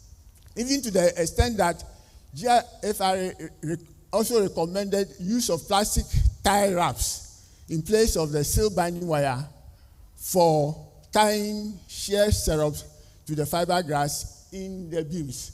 In fact, I was informed only last week or so that instead of the plastic ties, which will constitute an extra cost, Viva has improved the electrical resistivity of the bars in such a way that they have a surface treatment of epoxy and sanding, which will not require the plastic ties. Through Viva and Company Ghana Limited, that is Viva FIBERGLASS, Ghana has become the technology holder of hybrid approach to structural reinforcement, structural concrete reinforcement, combining the two items. Clap for Ghana. But it is through the effort of Viva FIBERGLASS, because they supported the whole thing. And in our argument, we at GSA insisted that, look, the only way, or one of the ways that you can promote the fast-track use of the material is to propagate the hybrid approach, which is never being used anywhere else in the world. The RC 440.11 2022 doesn't talk about any hybrid. It only talks about how to use only the GFRP bars. And obviously, the weak areas mean that you have to be using more. Right. So this is the code, the RC code. I think the title is there. And that is what we had, GSA had under license to do the identical adoption after we have reviewed it. Next. So what is the RC 440-11-2022 about? This is a publication of the American Concrete Institute that provides guidelines of best practices for the design and construction of concrete structures reinforced with fiberglass. The 2022 edition serves as a guide for civil structural engineers, designers, and contractors working with reinforced fiberglass reinforcement in concrete structures. So this is the one which is providing the guide. If in the 1970s, we took CP, British Standard CP 110 as our Bible. Later on, we took VS 8110 as our Bible. And we even using RC 318 and using the European codes. I think that we can easily take this code, read them, but only what we are now saying is that as you read them, they don't talk about hybrid. See how GSA with fiberglass has recommended how we can use them in combination. The wheel is said to have been invented 3,500 years ago. But there has always been improvement. Even in watches, mechanical watches, we have wheels. 3,500 years ago, we have wheels. 2,000 years plus ago, the question was put. So is the law going to be abolished? The answer was no.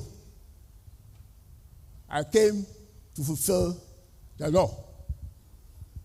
I came to help the law to be fulfilled.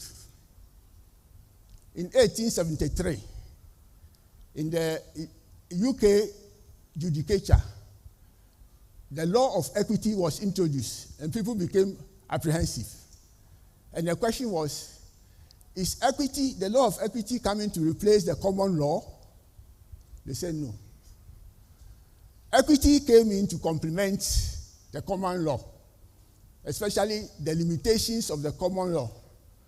Somewhere else it stated equity law came to correct the injustices of the technicalities of the common law. So I'm here telling you that fiberglass came to complement steel reinforcement in its limitations. Continue.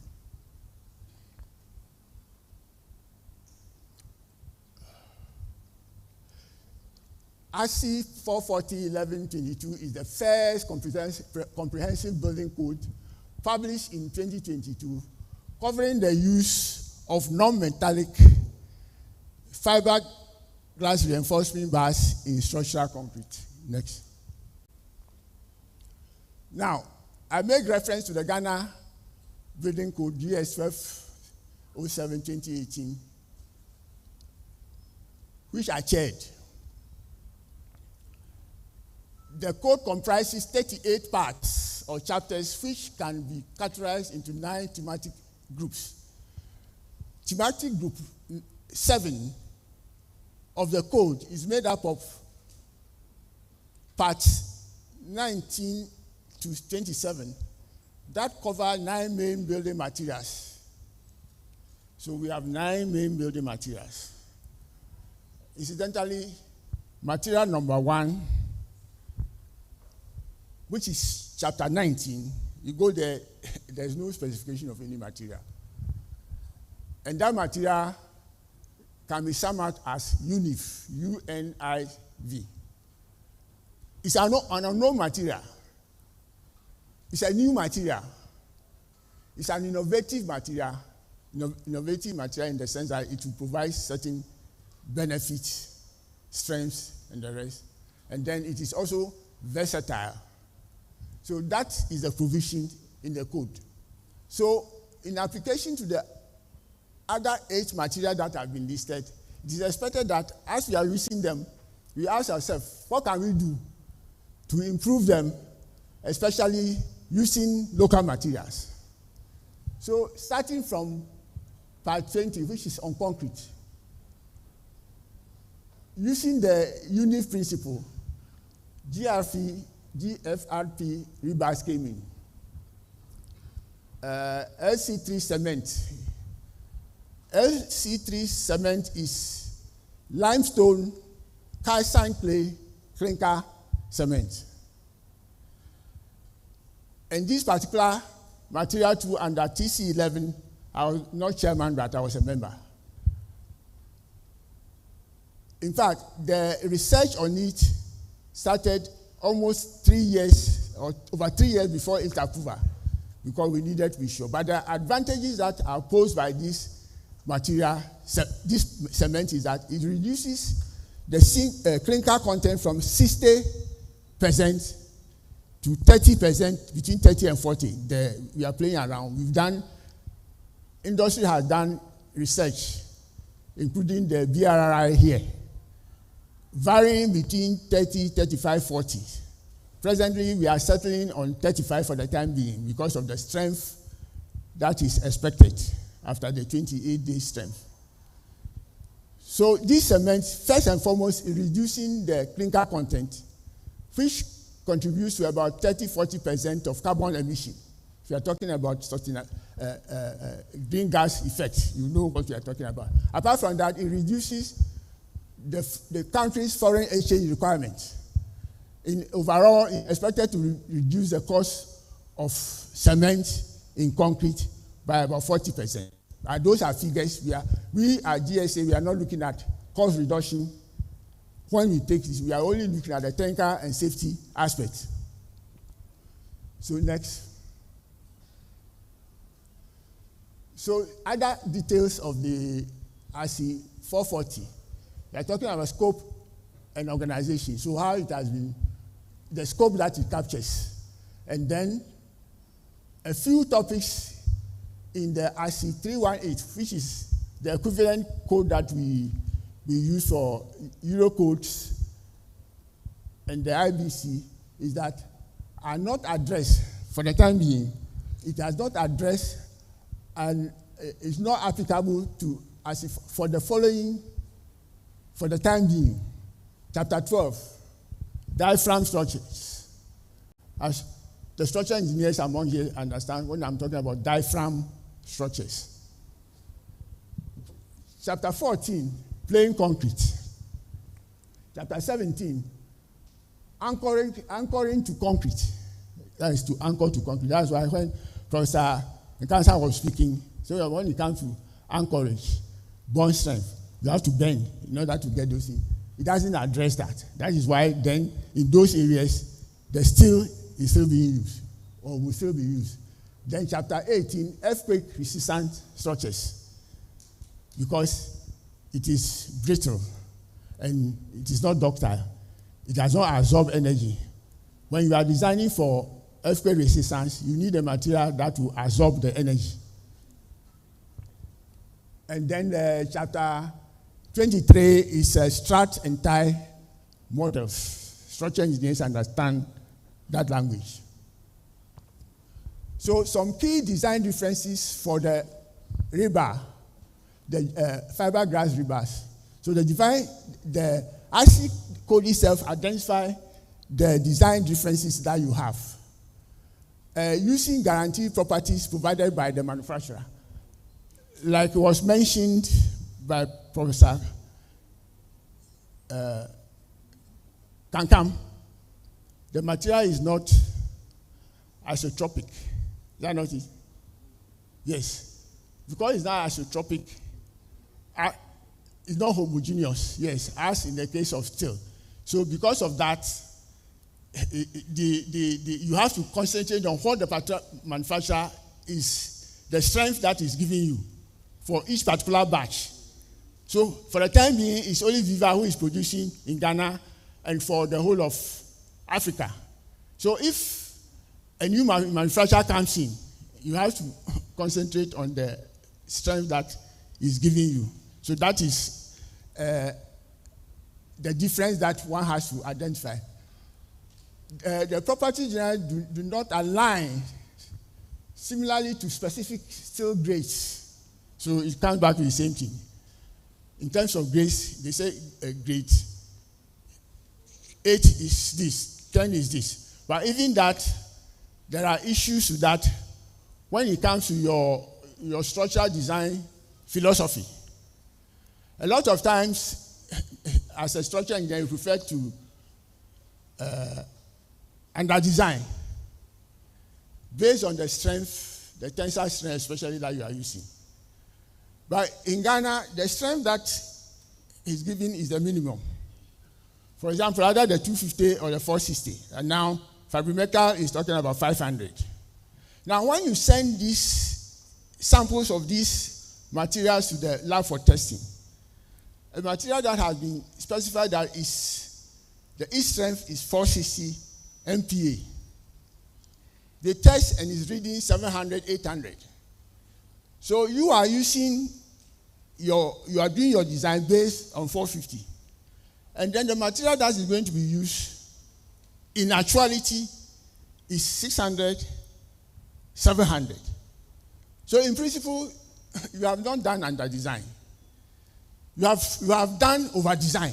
But you have not realized that you've done over design. And the implications of under designing and over designing are known to all structural engineers or most structural engineers who are experienced. Okay, next. Still continuing with the key design differences. RC 440 allows for both over reinforcement design, that is concrete crushing, as well as under reinforcement design, rebar rupture, because they, like I explained earlier, we have the elastic deformation, and then we have the plastic deformation. The fiberglass is only for elastic deformation, and then at failure it snaps. It doesn't go into the plastic mode, but they still will go into the plastic mode so that the fracture or collapse is gradual until it goes over the plastic deformation range, which is the bar rupture. That is when you do the under reinforcement design. The failure mode is affiliated with a specific strength reduction factor similar to steel reinforcement design. However, unlike the RC 318, the fiberglass design and over reinforced design permits a higher strength reduction factor. I think those who understand Professor Kankam's lecture, or otherwise he will squeeze his students to explain that. My slides will be available to you, so you interrogate it. Next. Some key differences for the fiberglass bars. Because GFE material has lower stiffness, that is lower modulus of elasticity and lower ultimate strain compared to steel, many of its design may be governed by serviceability limits rather than strength. I think most of the issues have been handled in the previous lectures. On an equal reinforcement area basis, GFP design will often produce larger deflections and wider cracks. Larger cracks width may be acceptable since GFP is non-corrosive. However, there will be a perception of failure with larger visible crack widths. It's just like the situation of a structural engineer thinking that this column, you can design it with 150 diameter size or 200. I believe this is about 300 or 350. But then the people sitting here, or anybody, that's why I say the professional designer in society, the people are used to seeing bigger columns in such places. 400 diameter, 600 diameter, and the rest. Then all of a sudden, they come to a place where the diameter is 150 or 200. However, there will be a perception of failure with larger visible cracks. Next. For designing the bond and development length for fiberglass, ASI specified the length based on the required stress in rebar to develop the full nominal section capacity and not the FU strength. This is different from ASI 318, which specifies length to develop FY of the steel reinforcement. I think Professor Nkaka gave us the formula. So students and practitioners use, I believe his presentation to be available for the public. Use the formula given by Professor Nkaka.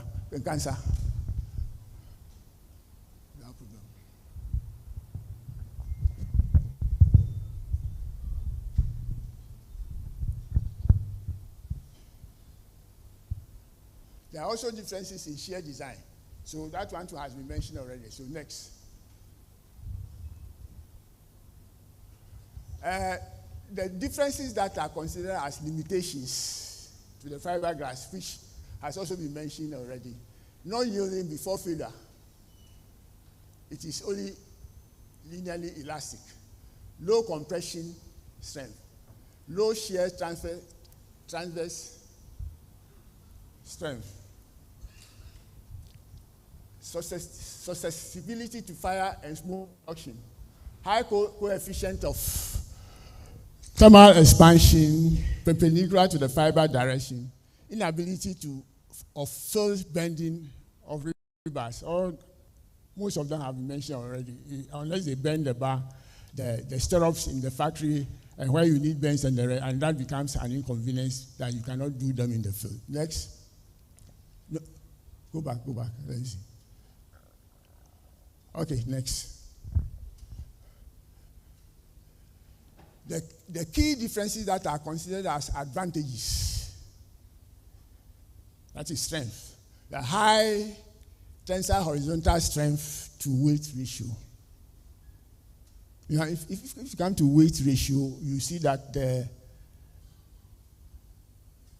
fiberglass is about 2100, and then the steel is about 7800. When you divide, it's getting to about 7 times lighter.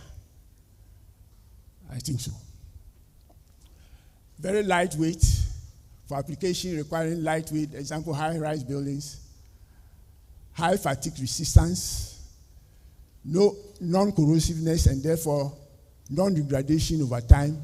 So non-degradation over time, especially in harsh environments, coastal environment, marine environment, will mean that since there is no degradation, the section will remain intact, the strength will remain intact.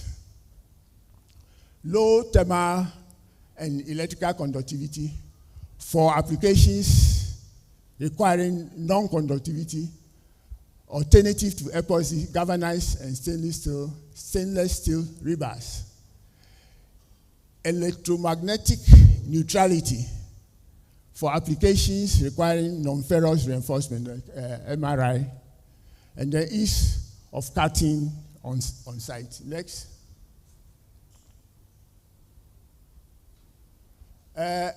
Durability concerns.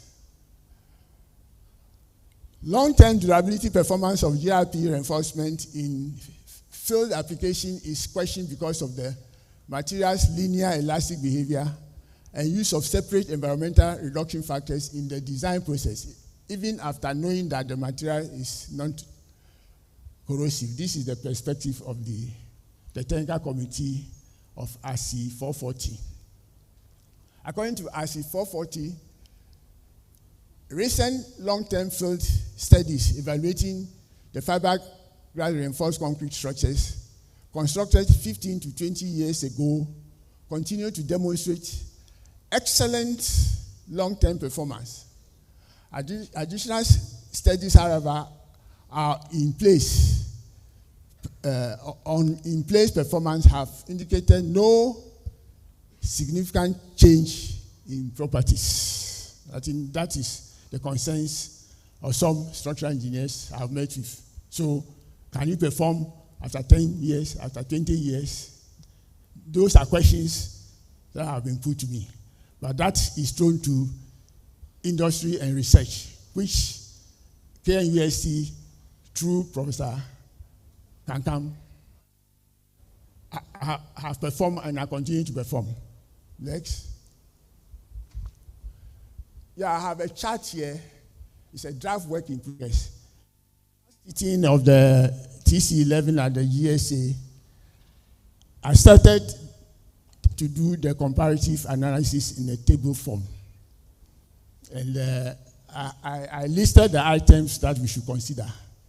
That was not part of our remit to recommend the adoption of the code, but I made it to make things easier for people at a glance, that these are the things we are talking about in terms of the mechanical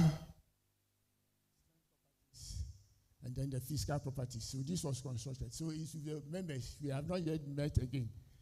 So it's work in draft, which I believe that the civil engineering department will also take and interrogate it, and then we dialogue and see how we are going. So in this comparative analysis, we are looking at the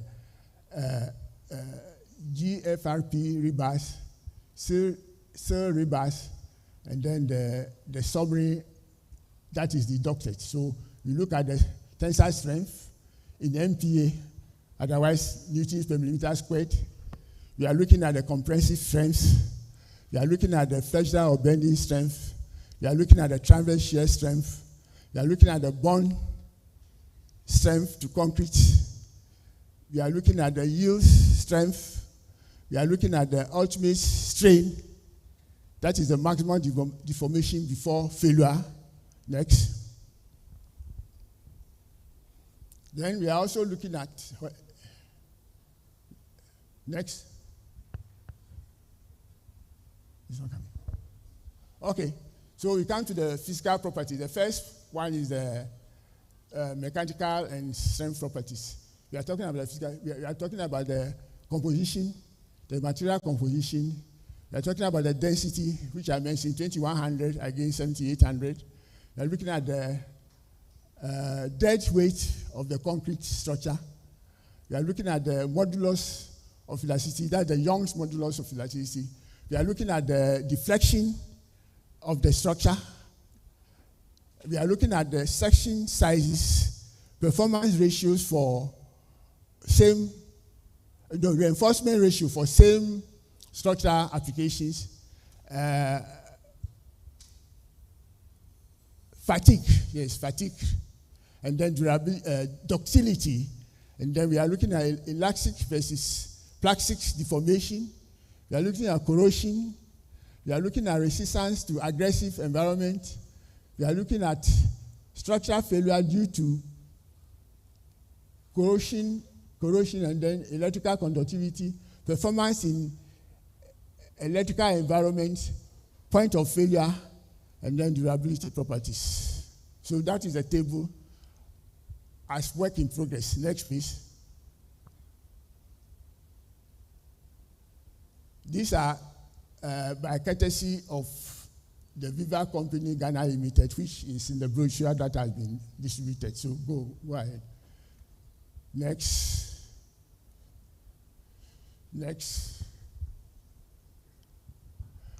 Next. Next.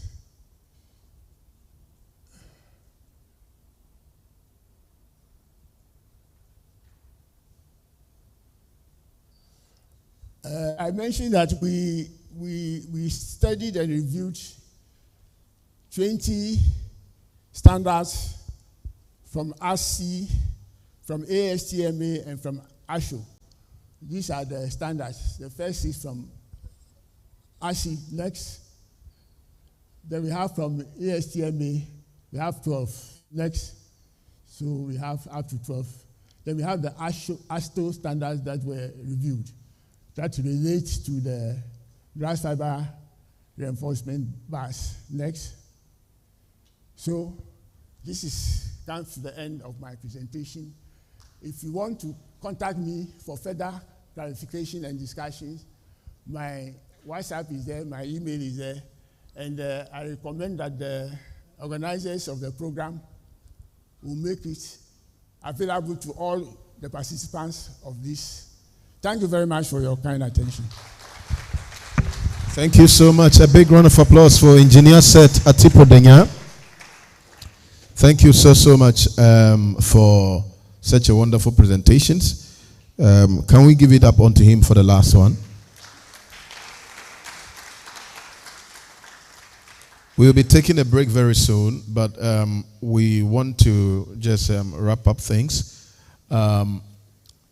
Mr. Ivan has his session, and he will be speaking more from the practical side in terms of the production of the Viva Fiberglass. So with a round of applause, let's welcome Mr. Ivan Romanov.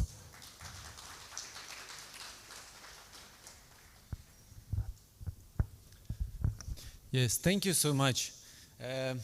I will be having a much longer speech after we have a practical session after the break. So let's have a little bit of a stretch because we are sitting here for a very long time. I know it's a very interesting and informative period that we have gotten from honorable people who delivered scientific and standardization information. So let's have some 15-minute break. There are some snacks outside waiting for you, some drinks. Let's go around, go to whatever, stretch our legs, do a little bit of exercises because we get a little bit tired. Yeah, I believe. Let's have a little bit of fresh air, talk around, and then come back. We will talk money. Thank you. Thank you. So please, let's get up, let's stretch. There is some snacks available for us for our break. Get to know some people. Who knows, maybe your next job opportunity will be here. Can we get some musical interlude? Even as we do, there's a networking session. Please go around, go around, go around. There's a networking session.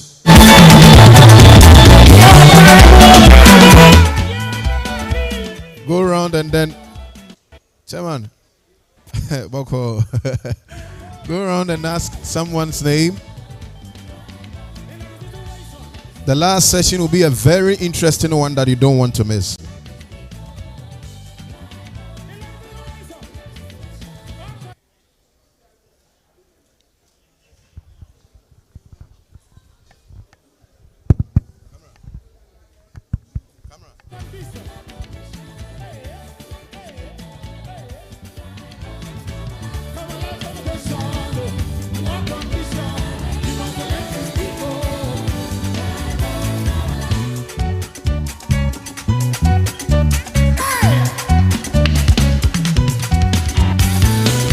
Did you make it? I made it. Did you make it? I made it. Did you make it? I made it. Hey! But this is all our praise, nothing else we can give. Let's just sing and to bow to our Lord and our King, the worthy Lord. Lord, you are good. I say, God deserves all your praise. Nothing else you can give. Let's just sing and to bow to your Lord and your King, your worthy Lord. Lord, you are good.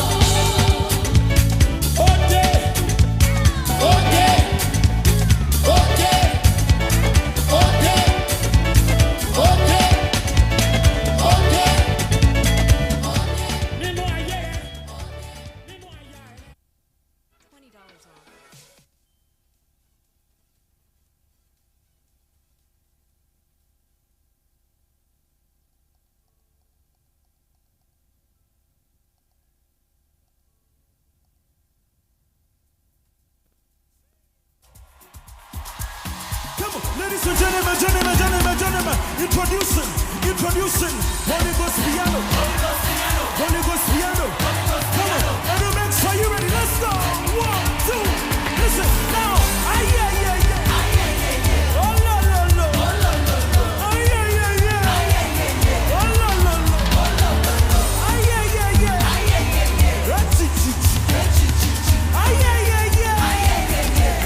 la la. Everybody now. Come on, everybody now. Let's go. Listen, to all the Holy Ghost people in the house, where you at? Come on, lift your voices.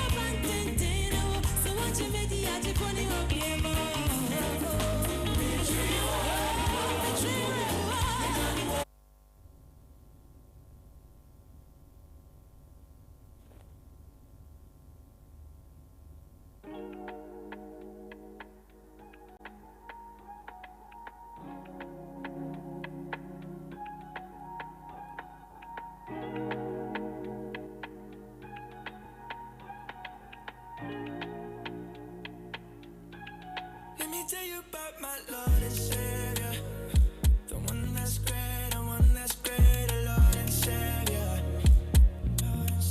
Let me tell you about my Lord and Savior, the one that's great, the one far great, the Lord and Savior.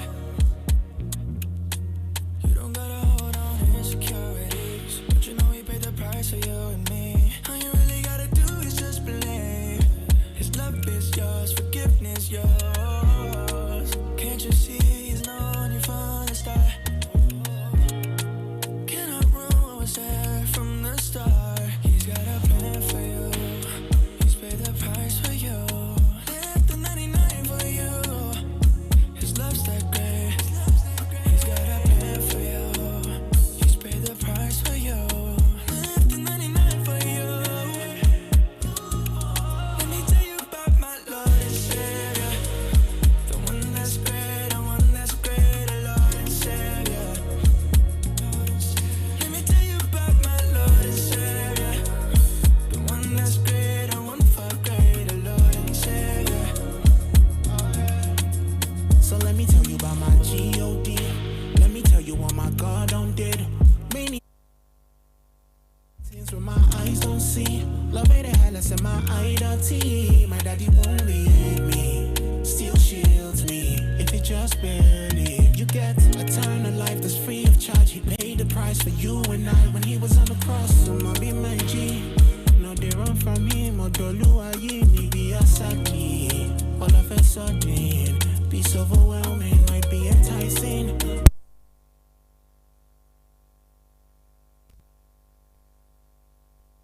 Softly, baby, just hurry. Put it upon Him. Let me tell you about my Lord and Savior, the one that's great, the one that's great, the Lord and Savior. Let me tell you about my Lord and Savior, the one that's great, the one for great, the Lord and Savior. So I be like G. No, they run from Him. Odoluwa yi be a saki. All of it sounding, it's overwhelming, might be enticing, but sin is a poison, killing you softly, baby, just hurry and put it upon Him. Let me tell you about my Savior.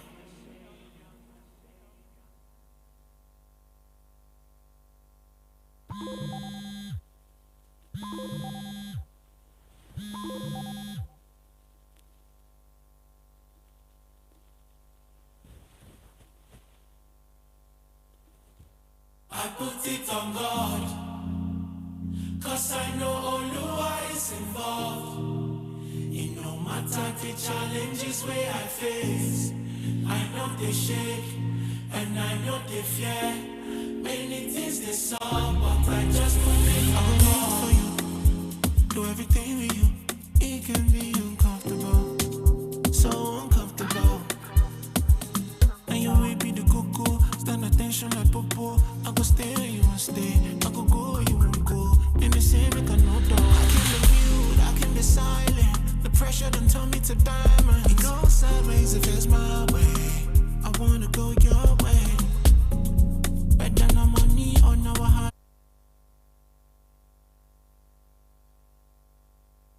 Me I know fit to bother. I got the holy father. I put it on God, 'cause I know Oluwa is involved. In no matter the challenges where I face, I know they shake and I know they fear. Many things they saw, but I just put it on God, 'cause I know Oluwa is involved. In no matter the challenges where I face. Hello, let's get back again, please. Let's get back again.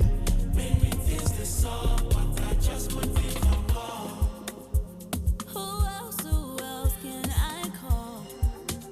I'm in need of someone I can lean on. 'Cause when everything else fails me, what it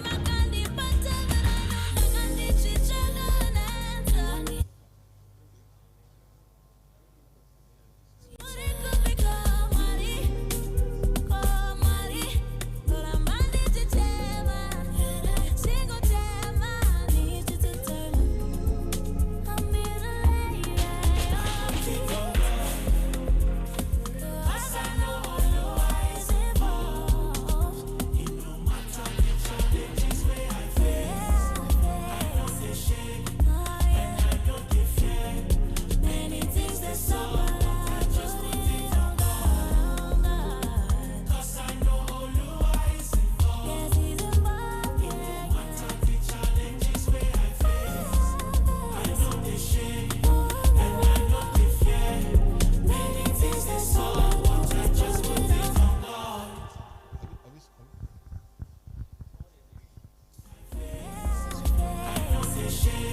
Hello, let's all get back inside. Those of you outside, can we get back inside and resume our seat? Can we get back inside and resume our seat?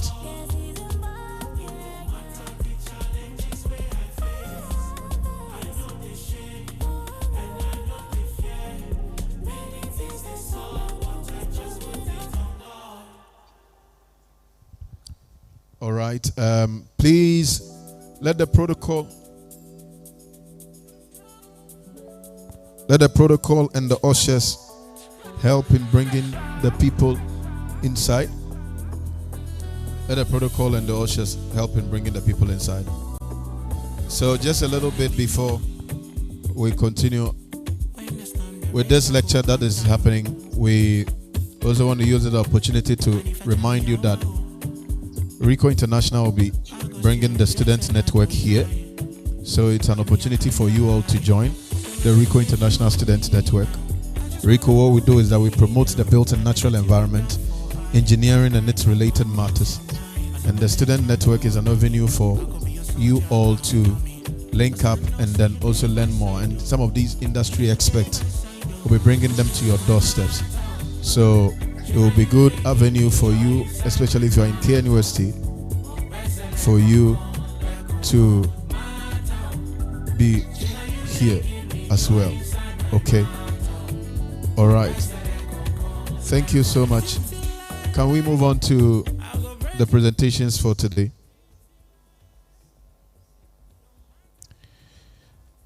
Well, the next session coming up, please, are we all in? Can the ushers bring them in? Can the ushers bring them in, please?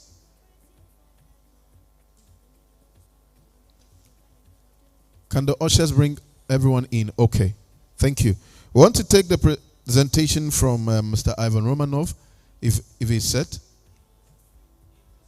Okay. You, Clyde, have you given it to them? We wanted to take the presentation from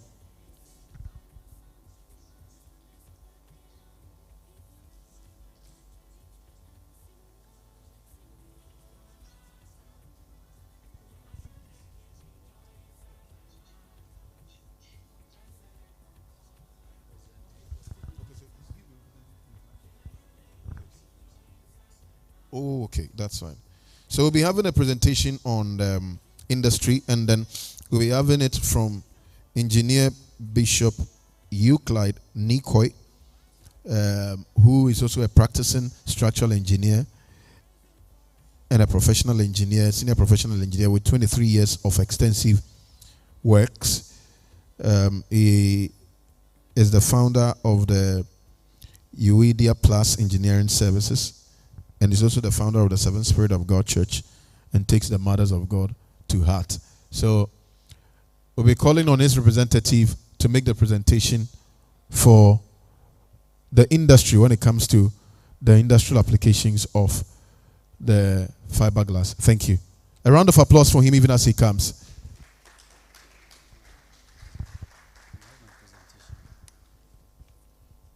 Good afternoon to you all.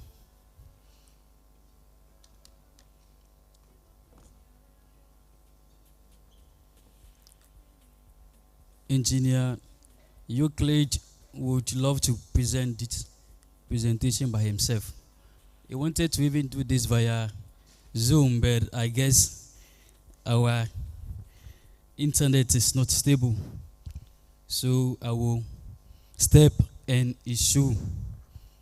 I want to tell you a little bit more about Engineer Euclid.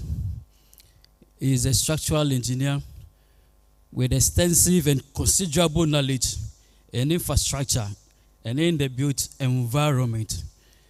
In fact, those of you who know Accra or who have been to Accra, who lived in Accra, you come to Accra, you see the signature. It was designed and supervised by Euclid. You see the gallery, it was designed and supervised by Euclid. You see the Lockswood, was designed by Euclid. You see Goy head office, was designed by Euclid.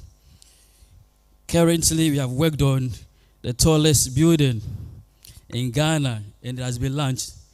It's called the Certain Sky, 30-story building. So, please, I've given you the slide there. So what I intend doing is an emergency presentation, but I will try and see what I can do. But all has been said already. Professor has spoken extensively about that already. But I want to pose a general question. How many of us here is using the glass fiber reinforced polymer? How many of us here? Let me see by hand. Yes, or the outside. How many of you here? Yes, engineer. So you see, it is generally acceptable, and people are using it. So whether we like it or not, even our engineer from the Standard Authority has said that they have approved its usage in the country. Yes, Professor and other speakers has alluded or has spoken about submissions about some drawbacks and some pitfalls, some disadvantages. So Engineer Euclid has worked with the Viva-Glass for close to 7 years now.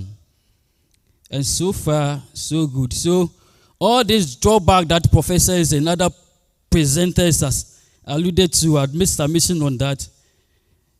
Professor Engineer Euclid has advocated for hybrid design. That is why when you have an RCD, reinforced concrete members or structures, we say, okay, fine. Because of this shortfalls, because of these pitfalls, because of this disadvantage, let's do hybrid. Let's, for instance, let's do the beams with traditional or nominal reinforcement. Then we do the slab with the glass fiber reinforced points. Or for what we know, and what we have done so far. We use it in horizontal members, like beams and slab. The slab, it can be suspended and it can be non-suspended. We'll apply GFRP in vehicular and boat ramps, and in vertical members, retaining walls, other hydraulic structures like drains and catchment pits. So with our experience so far, we realize that it is more useful than the steel reinforcement in construction in aggressive environments like the seaside. We have done some work. We have done some jetty, if you know Temanuta or Habo. You know, the Atlantic Ocean is very, very aggressive. Unlike the Pacific, the Patience, that you can easily do some RCD and reinforce easily. With the Atlantic, is quite aggressive. Waterlogged areas, chemical plants and factories, warehouses, which store chemicals and petroleum installations. We find Viva fiberglass rod to be very helpful in fence wall. So sometimes we don't do the hybrid, we do 100%. Like the first presenter said that when you do 100%, the deflation is quite huge. So that is why we are advocating, or we are suggesting, or we are promoting hybrids in design. So you tell yourself, nowadays, people use it, whether you like it or not. You go to Accra, even in Kumasi here, we have a lot of people using this product. So you ask yourself, do we have any feedbacks that the product is not good, it's not sufficient? Is a product failing? For instance, I've been to a particular site and I've seen a slab span 7 meters by 6, without even breaching the slab. And they have used fiberglass. I said, what? So if this can work, why not? So it's about time that we move away from some of these entrenched positions in our code of practice. A code will tell you why is minus this is this, and it should be like that. Let's rather improve on our course, and even the course we borrow anyway. Let's improve do more research like Prof and his colleagues have done here, then we come out with solutions to improve on whatever we intend doing in the field of engineering. So we are saying that fiberglass is lightweight and it makes it convenient to transport to site and within. And it comes in coils, rounds. I think we have a sample here. So it's at the back. So those of you who haven't seen some before, you can get back there and you see for yourself. I have used it personally for my designs.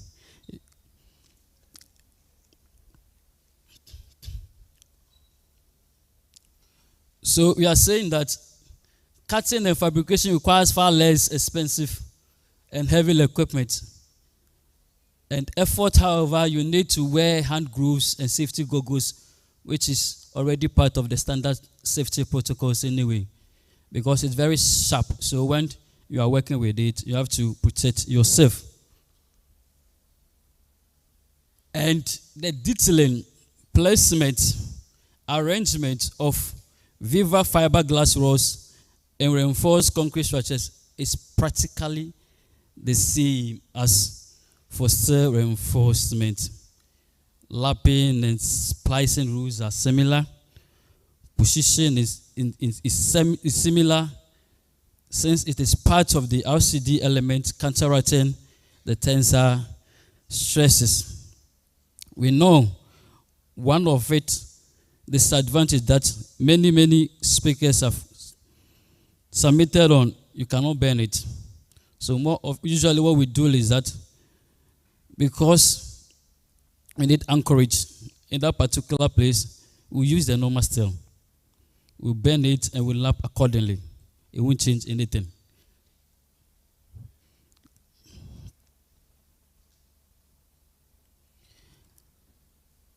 Then you could just use a simple conversion table and convert between steel rods and Viva.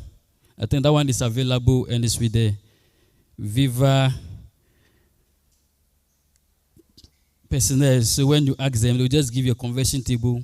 You want to convert your rebar to Viva fiberglass, it can easily be done. So Viva fiberglass rods are way stronger in tension than this. In fact, all speakers have said that than the conventional high tensor. So usually it's 3 times.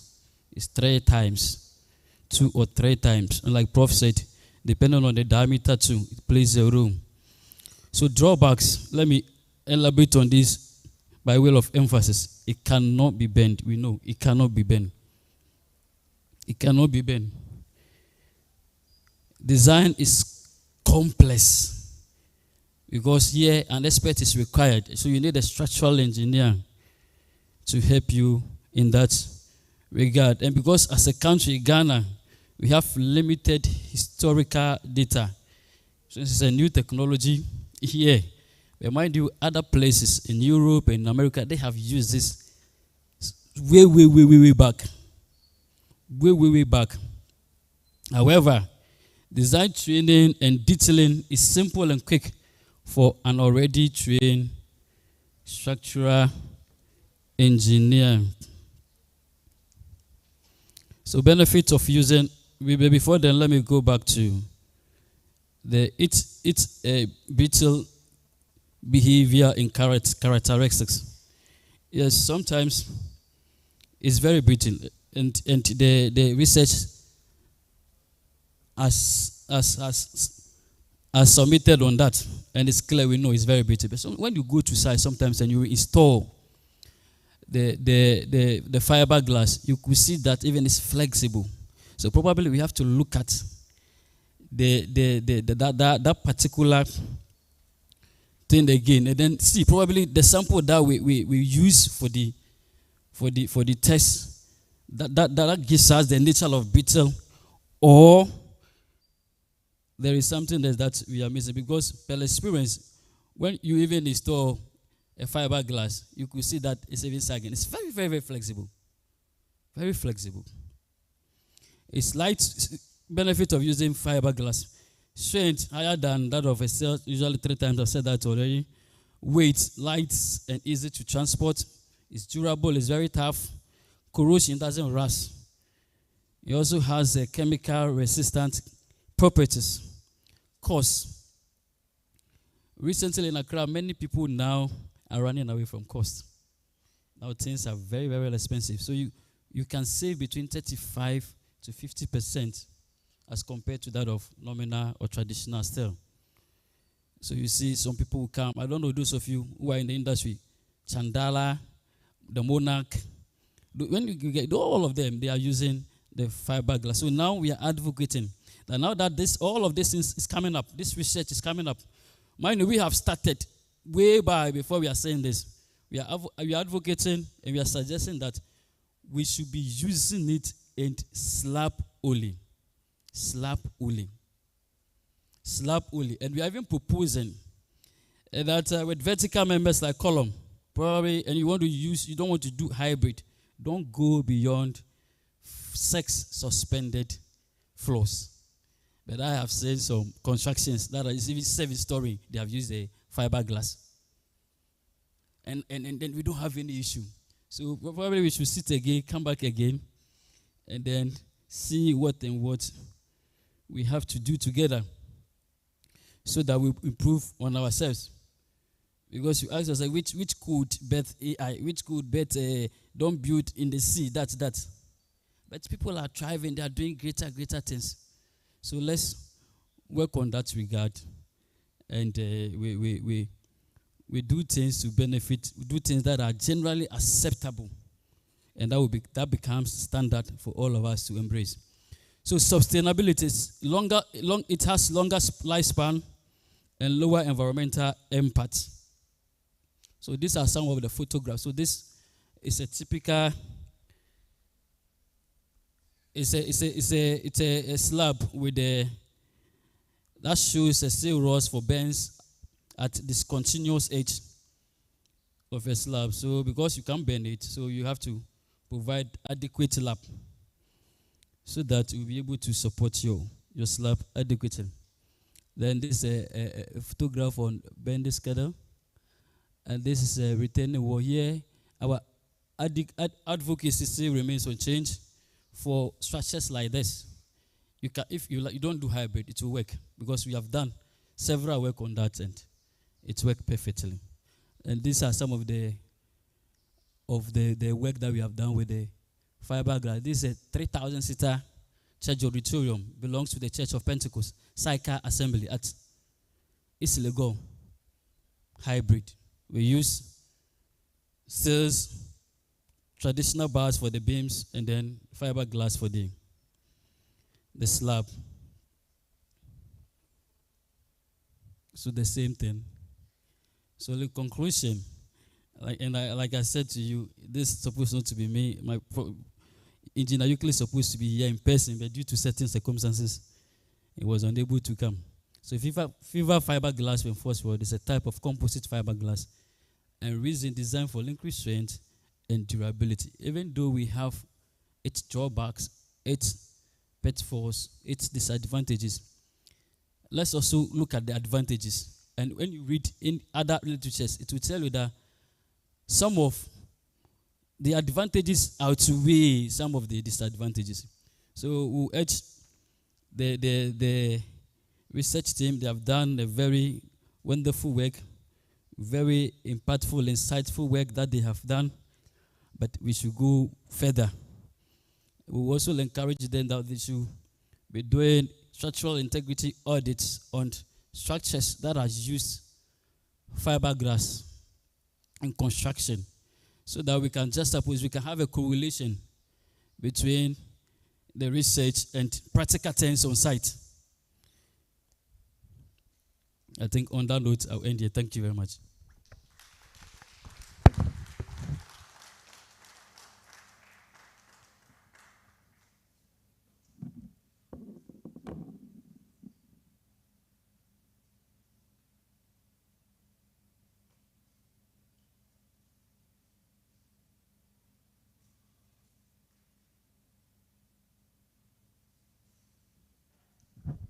Anyway, Mr. Duncan is not around, so let's come to the most interesting part of it. actually the reason why we are here. Now the world is moving very fast. It's good, but it is very challenging, especially for young generation which is coming. The speed with which we were walking yesterday is not enough today, because somebody was faster yesterday and was trained better today. That is why the main actually aim of setting up these sessions for final year students is to let you understand that waiting for future to come now is not enough. You need to come and be the future. Then all of you will be successful. Like Engineer Ernest says, although there are design codes and there are code of practices and there are standards which are setting and telling some limitations, you need to be proactive. You need to start thinking and on your mindset, and that's why you have received the expertise here and university. You have already received the practice and knowledge from from us, from past generation, which is coming out, and you are coming in with a new speed. Because of that, for example, when we started manufacturing in 2017, we have received a lot of, let's say, phrases from practical people who were saying, but why should we use fiberglass if iron rod is working? It is working. We are used to it. My grandparents, they were using iron rod, and it was still working. And we spent a lot of years trying to convince them to use fiberglass. However, we went to the wrong way. We did not ask people, are you sure that the iron rod used today is the same iron rod that your grandfather was using 50 years ago? We were not asking this. But thank you, Engineer Sass, who actually mentioned after Professor Kankam's statement that there is a very big difference in philosophies. Reinforcing with iron rod is under-reinforcing philosophy, where putting too much of tensile strength is a problem. And when you are not capable of controlling the maximum limit of strength of iron rod, is a big risk. And I'm not talking about money. Money is another session. Is another problem where I will end up. Because of that, the over-reinforcing philosophy of fiberglass, it brings the best combination in terms of money, safety, and expertise. Engineer is not afraid of over-reinforcing the slab, having too much tensile strength in a slab. When the compression strength and shear strength of iron rod is more controlled these days, because over-carbonated iron rod does not affect that much shear strength and compression strength. And that's the beauty of combining it. These days, the industry is developing. Materials are developing. Ghana Institution of Engineering, they are spending a lot of efforts and a lot of sessions to bring the knowledge to the local construction industry of new emerging construction materials, different types of cement, different types of concrete additives, different types of concrete reinforcement materials, different types of blocks, even the the plywood has different types. So here, if you new students who are learning something new, you need to go back just after listening to all that and do your analysis in terms of money. When your future employer will look into your expertise after you graduating, the only thing which you will be bringing to these consultancy companies and engineering companies is how efficient you are. Efficient in terms of knowledge, in terms of your indemnity, and in terms of saving costs for your clients. Because at the end of the day, consultancy companies and engineering companies, they are winning contracts based on these factors. Your indemnity, how good you are in terms of designing, and how cheap you are. How much money you will be able to save to the project. And that's where Viva is coming in. We have spread the strengths into money. We don't say buy millimeter or buy the iron rod or buy fiberglass. Pay into strengths, buy the strengths. And that's the key innovative technology of Viva. That's what we are promoting, and that's why hybrid approach is becoming very efficient. One of the questions which was asked online during the application process was, how come Viva can guarantee the saving of 30% of your reinforcement cost? Simply because we value the strengths, not the material. And you can control the cost by adding the strengths. If you can on my video presentation, it's just six-minute presentation.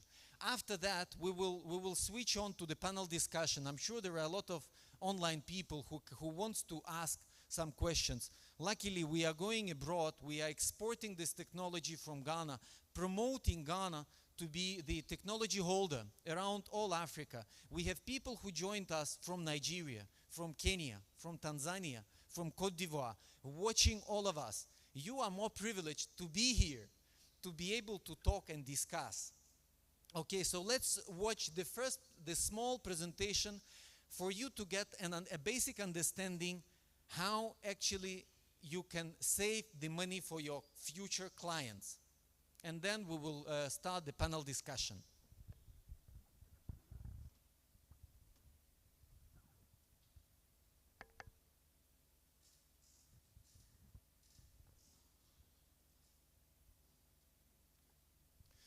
While they are switching, I'm surprised that there are not so many people who came back.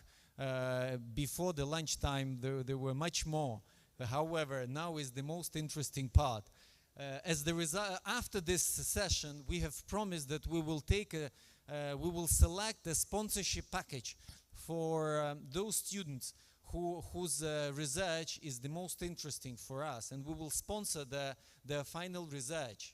Moreover, we are interested in final year students who are proactive, who are willing to put on their expertise and start analyzing the materials now.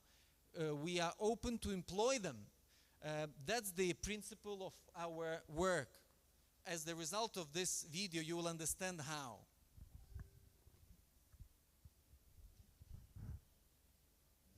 Construction industry, concrete is a basic load keeper in all buildings. Traditionally, people are using iron rods for concrete reinforcement for ages. However, there are a number of new advanced technologies introduced to construction industry within the last century. Use of steel for concrete reinforcement has become such developed that it has created the basics for concrete reinforcement. Despite of lots of advantages, steel has many limitations which engineers are always looking forward to mitigate. Such limitations are high cost, heavy weight, erosion, and difficulties to handle. One of such technologies to mitigate these challenges is composite materials like glass fiber reinforced polymer bars. It has been developed in 1940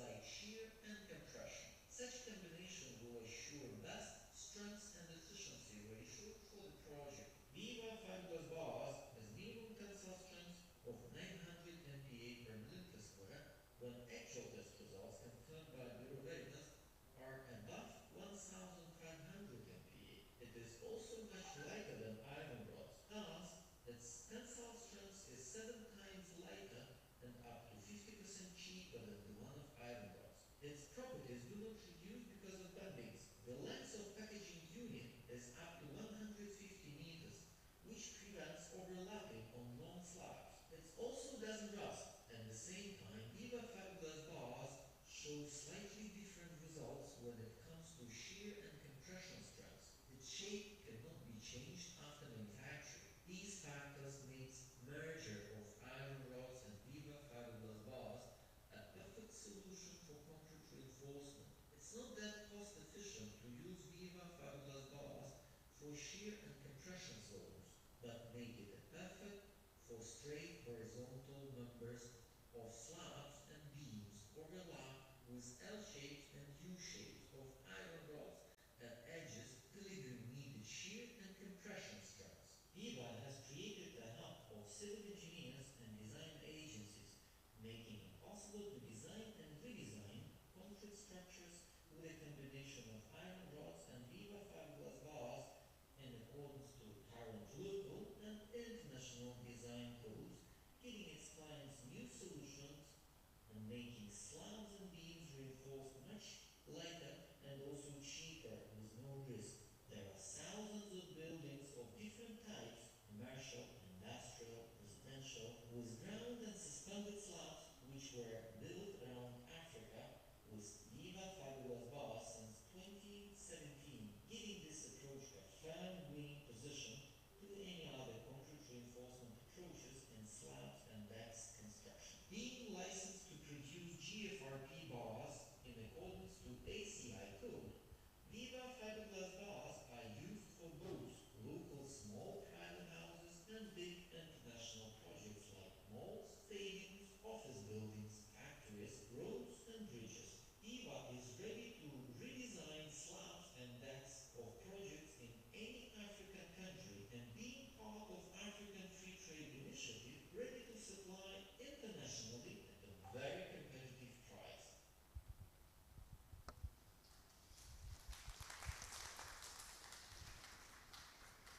Yes, thank you. So basically, this last portion of redesigning, that's the beginning of our collaboration with you. This portion makes the cost for your future clients of your services much lower, because Viva is bearing the cost of redesigning. Speaking straight language, Viva will pay you portion of your expenditures on behalf of your clients to do your expert design.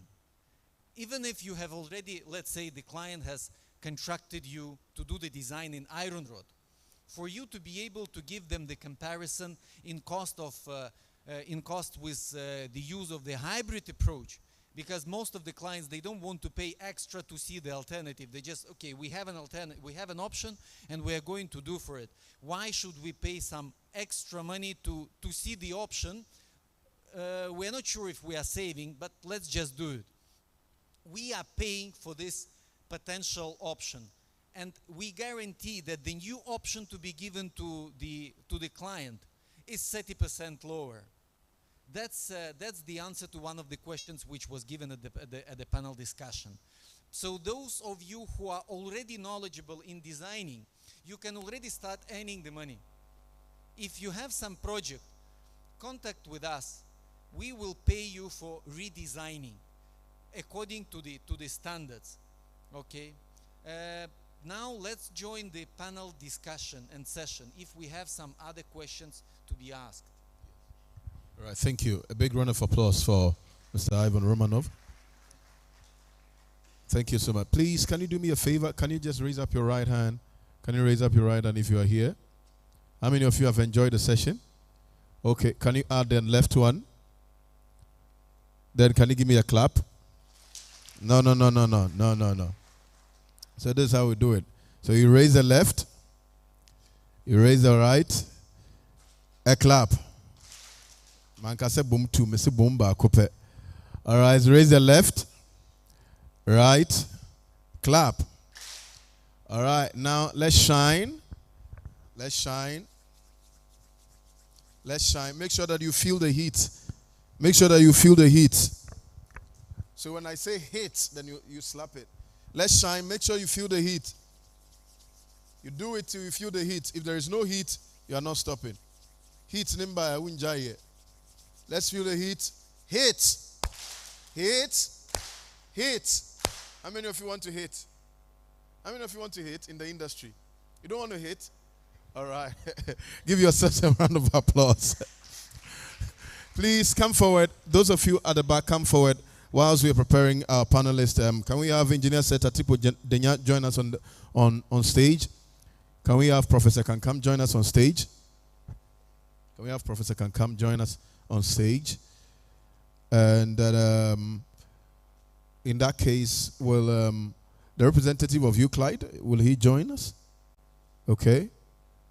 This panel discussion is very, very important. All your questions, like you overheard Ivan talking about, make sure that you get it ready.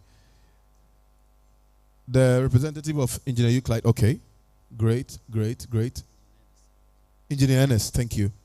Then Ivan himself, will you join? Thank you. Then let me be fair. Let me add one of the representatives from Kenya to on the highlights of Africa. All right. So my friend, you can also join. Thank you. Please, let's come forward. Let's come forward. All those who are coming forward, they are the ones that will get A's in their exams. All those who will come forward. All those who will come forward. All those who will come forward. Just as you saw a bishop or a priest here, all those who will come forward. If you don't come forward, it means that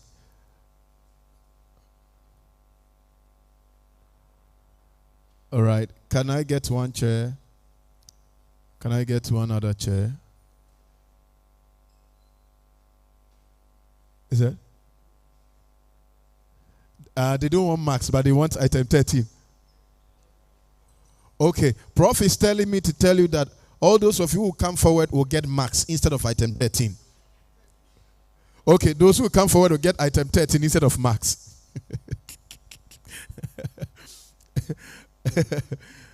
How many of you want the two? You want the max and the item 13. How many of you want the two? How many of you want the max more than the item 13? All right. Thank you. Thank you. So, can we get one other microphone so that... Okay. Okay. Can we get one other microphone with them? So, first of all, quickly, just 1 minute. Hello. We don't want to spend much time here. 1 minute. Can you introduce yourselves quickly? Can you introduce yourselves? Yes, let it go. Yes, starting from you. Oh, okay, my name is Ivan from Viva. Okay. And it's Ajiti, a structural engineer. Okay. CK Gakam, K University. Engineer Sebrata Tipo Denya. I'm a consultant to Ghana Standard Authority. Okay. I'm Mohammed Tribe from Viva, Kenya. From Viva, Kenya. All right, thank you. So keep it. So talking about, let me start from the perspective of the academia. Prof, with the Viva fiberglass, what are the major challenges or limitations to the adoption of fiberglass for concrete reinforcement in Ghana? Okay. We're talking about structural. Mm-hmm. Structural. The major one I would say is about the lack of ductility. Okay. Compare with conventional steel bars, Mm-hmm. where you have terms. I'm referring this to the existing design philosophy Mm-hmm. of the under reinforced, right? So we cannot just totally use that for glass fiber reinforced polymer design. So there should be some modification, right? The ductility I'm talking about. That's the major structural what do you call it? Limitation. I don't Yes. even want to use limitation. The major hurdle that we need to overcome, and it can be overcome. There's a solution to that. Okay. So the ductility. Yes. And So- then also, see a lot of members like beams. Look at the beams, we have the compression side, tension side. We are talking about glass fiber for the tension side. The compression side, because of the limited resistance of glass fiber in compression, we cannot use it in compression side, right? The compression zone of a beam. We are talking about the hybrid. So when it comes to the compression zone, the steel reinforcement can be at the top. Okay. Right, the steel reinforcement for that is compression steel. So we use the glass fiber for the tensile, and then for the compression side, we use steel.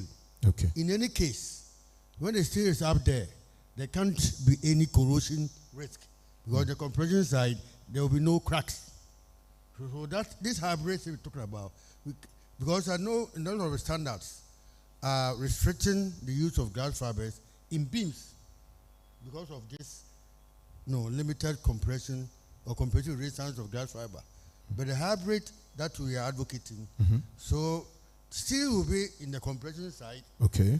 And that will be safe from corrosion because in the compression side, there is no cracking. Okay. And then the glass fiber reinforced will be at the tension side where cracks will be, but they are resistant to corrosion. Okay. So that is how we approach. You approach. Okay. Still staying there, Prof. Yes. To what more paperworks and academic research can we delve into to support the hybrid approach? The question is how many? Yes. What other paperworks and academic research can we delve into to support the hybrid approach? I don't get the question very well. You say how many more research? What other research? What other research? Yes. Oh, the research we are undertaking, KNUST, we are looking at the limitations. See, one limitation, for example, is what we call the punching shear. So if we have like these columns going straight to support the slab, with the Reverend, his work was on slabs, two-way slabs. I'm sure he mentioned, and that's what I was I'm sure he mentioned the failure by punching shear.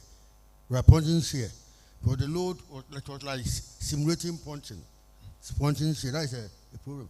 So there a lot of works are going on to tackle the both perceived and realistic limitations, right? So that we can find solutions to them and let the practitioners, those industry know, so that the information can be incorporated in the for effective design of using glass fiber reinforced polymers.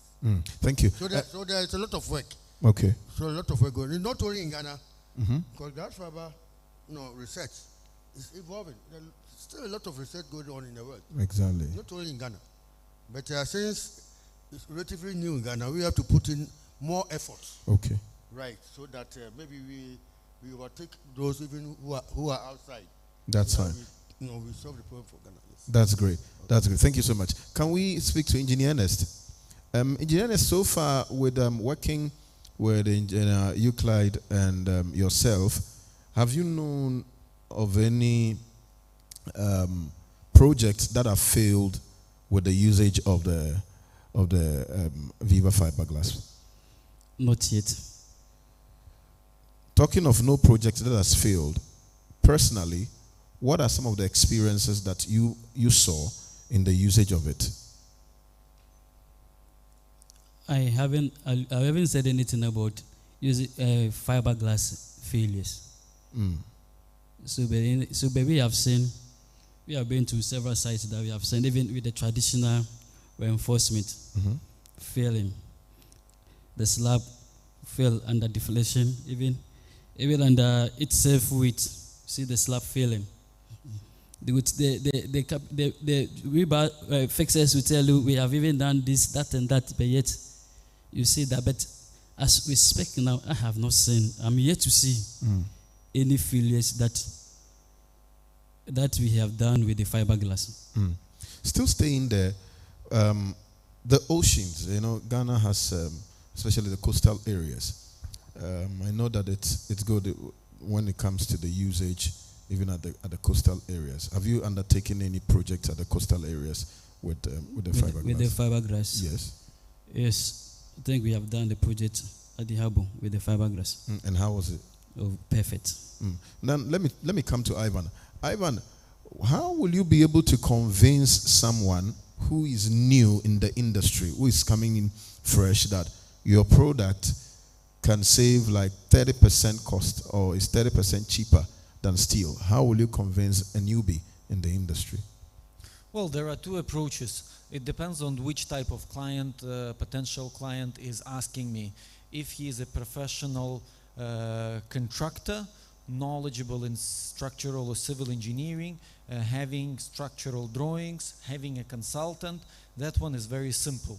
We just take structural drawings, we redesign according to the adopted by GSA ACI standard, and we give him back the new structural drawings using hybrid approach together with the cost, and then he can pass. It's a little bit more difficult when the potential client is unknowledgeable, unprofessional, let's say artisan, who doesn't have anything to do with engineering, and he just wants to save all type of cost, including professional expertise of structural engineer on his side. And that becomes quite a challenge. But we still face, we're still capable of doing it by just making a direct comparison of strengths. Such clients, in most of cases, they're using mild steel iron rod. And the main approach which we use is comparing the strengths. We ask simple questions. What is the strength of iron rod which you use? And no answer. Really, no answer. We call this type of iron rod, only God knows the strength iron rod. Because if you go to most of the vendors, you won't even be able to see marking on them. Exactly. You won't be able to get any quality certificate on it. Moreover, if you take the caliper and you measure the diameter, it won't match the size. And then at the same time, we give the quality certificate which we get from Ghana Standard Board on a regular basis. Every week or every 2 weeks, we send our samples to Ghana Standard Board for testing, and every batch is tested. We take the caliper to this customer. In most of cases, I do it myself personally. We are a very customer-oriented company. And we show them this is the strengths, and we give them kind of explanation. If he is still not convinced, then we can contact professionals, and he is still not paying them. We help, we try and bring the professional to advise him what to do, what not to do. If he still rejects and doesn't understand the saving, then we just remember the phrase that bees are never trying to convince the flies that honey is better than what flies are eating. Yeah. I see. Ivan, still staying there. You've brought in innovation in Ghana, and of course we need to celebrate you for that, by tapping into a field that is not so known. How do you feel with your innovation in Ghana, and most especially even in West Africa, pushing in the agenda of the glass fiberglass reinforcement? How do you feel? Well, we feel it very prospective and promising. It was very difficult first, let's say 4 or 5 years, when we didn't have practical examples. So getting first clients was very difficult. Even we always remember there was first client who used fiberglass in Africa. It was Emmanuel from Tema. And he, well, applause for him, because really he took a big risk. Although he knew what he's doing, because he's a very knowledgeable and smart structural engineer, but still he took a risk because there was no practice, okay? And he was capable of convincing his first client. But now, after first 4 or 5 years, and more than 10,000 projects around West Africa where fiberglass has already been used and not a single failure, and like Engineer Ernest said, we hope we will not see them. However, a lot of failures with iron rod. it's booming now. We are expanding. We have already expanded a couple of times the factory. Yeah. We have even sold franchises, and we are now manufacturing production lines here in Ghana. And so the future is very bright. Thank you, Ivan. Now let me come to Engineer Seth. Engineer Seth, you have been a consultant for the GSA, and you're a part of them that gave the go-ahead to Viva for their certification. In Ghana now, what other certification exists for fiberglass use in concrete? And how do we compare those standards, the global benchmarks? Yeah, thank you very much. I think like I mentioned in my presentation, GSA as a standard developer is demand driven. And this demand driven, for example, in this case of the fiberglass, was birthed by Viva and Company Ghana Limited. So they bring the standards and they bring samples of the product from elsewhere. It's unknown in Ghana, it's new in Ghana, it's an innovative product. So Ghana Standards Authority then looks at it and then get the existing best practice standards and examine them. Once they have examined them and they are, that is the tanker committee for that particular section. So we have the tanker committee for building engineering construction material standards. That is what that committee specializes in. Once that is acceptable, then they decide either you are adopting it identically or you want to do an adaptation. But in this particular case, we adopted those 20 standards on this product identically. Then when it came to a code having been developed in 2022, Viva came back to us that, look, this is the code. So we also reviewed it and I adopted it. If I get the crux of your question, you said that what are the other standards that GSA has developed? GSA does not develop any standard when it has not been requested for. So when the standard is adopted and made applicable in Ghana, what then happens is that then it's for the industry, it's for the consumers. The consumer normally, because it's a new product, unknown and new and innovative, will ask you, like in law, you bring a case, what is the evidence? Can you show me evidence? Which is always a reaction to the market. We have a consumer resistance or consumer prejudice. This is what I know. You are telling me this. The marketer or the producer will also always try to highlight the cost savings approach. But GSA is not interested in that. What is interested in first and foremost is the tanker performance and the safety to the public and to the user. Once that is satisfied, then he goes to the producer. Because he wants to market, you must show that you have a cost savings. So then you go to the producer, then the producer comes back and says, where is the evidence? GSA does not handle that aspect. GSA said that, okay, fine, producer, go to the industry, go to the research institution for them to do the test. The industry who have used it, who are the first who have used it, has there been any failure? The research institution also come in and do research on the standards that have been given. Once that is done, that is then the evidence for you to be able to market better. So that is the approach. GSA also, apart from, I gave the acronym MSC, is responsible for metrology. Metrology is about measures and lengths and the rest, how you make sure that they are achieved in the country. People don't use false weights, false equipment of measurement and the rest. That is one category. The other category, which is the S, is the standardization. GSA is responsible for standardization of any service or product in the country. No service or product can be used when GSA has not approved. During the lunch break or the what do you call it? What the footballers call the cooling break.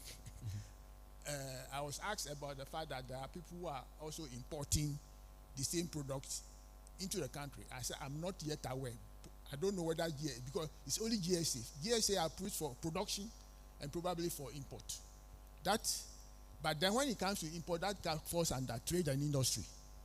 So, but then even trade and industry will get approval from GSA. So I'm not aware of the fact that there are importations into the country of fiberglass. These issues are that when a product is catching on the market, there's always a trailblazer.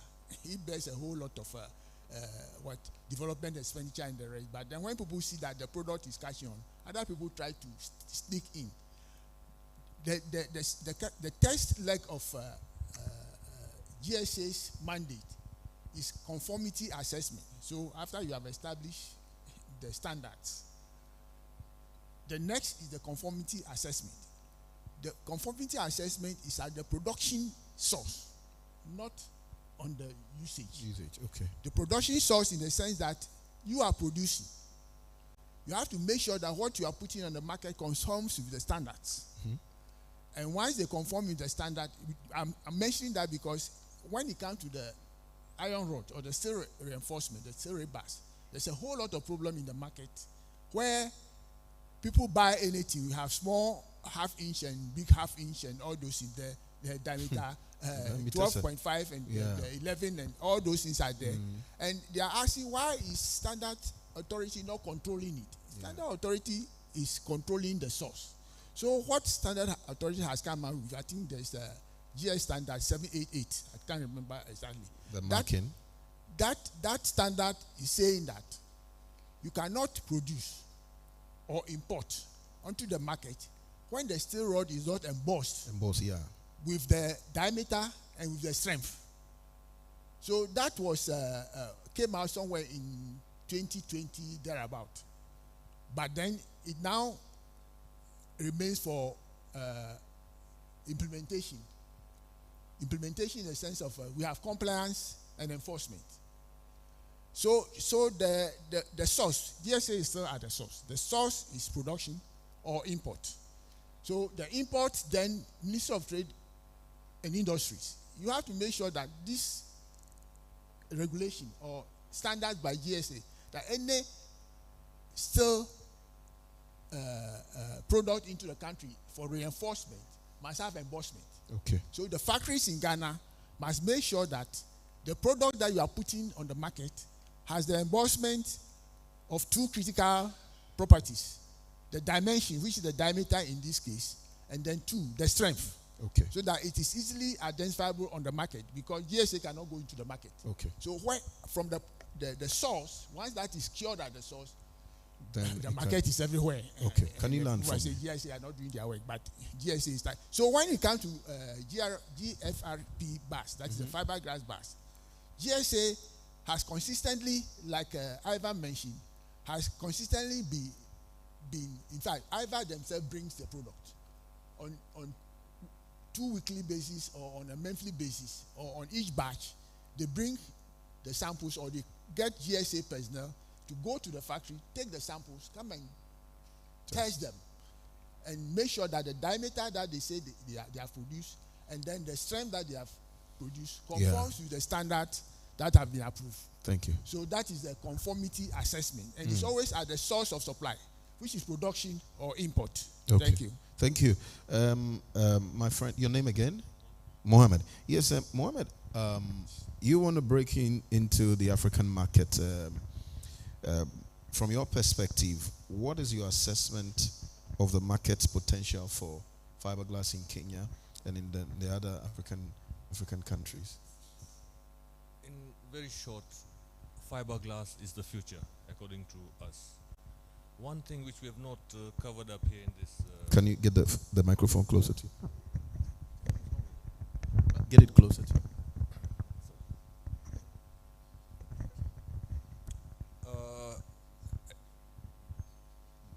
As I said, there's one thing which we have not covered is about vandalization and theft on sites.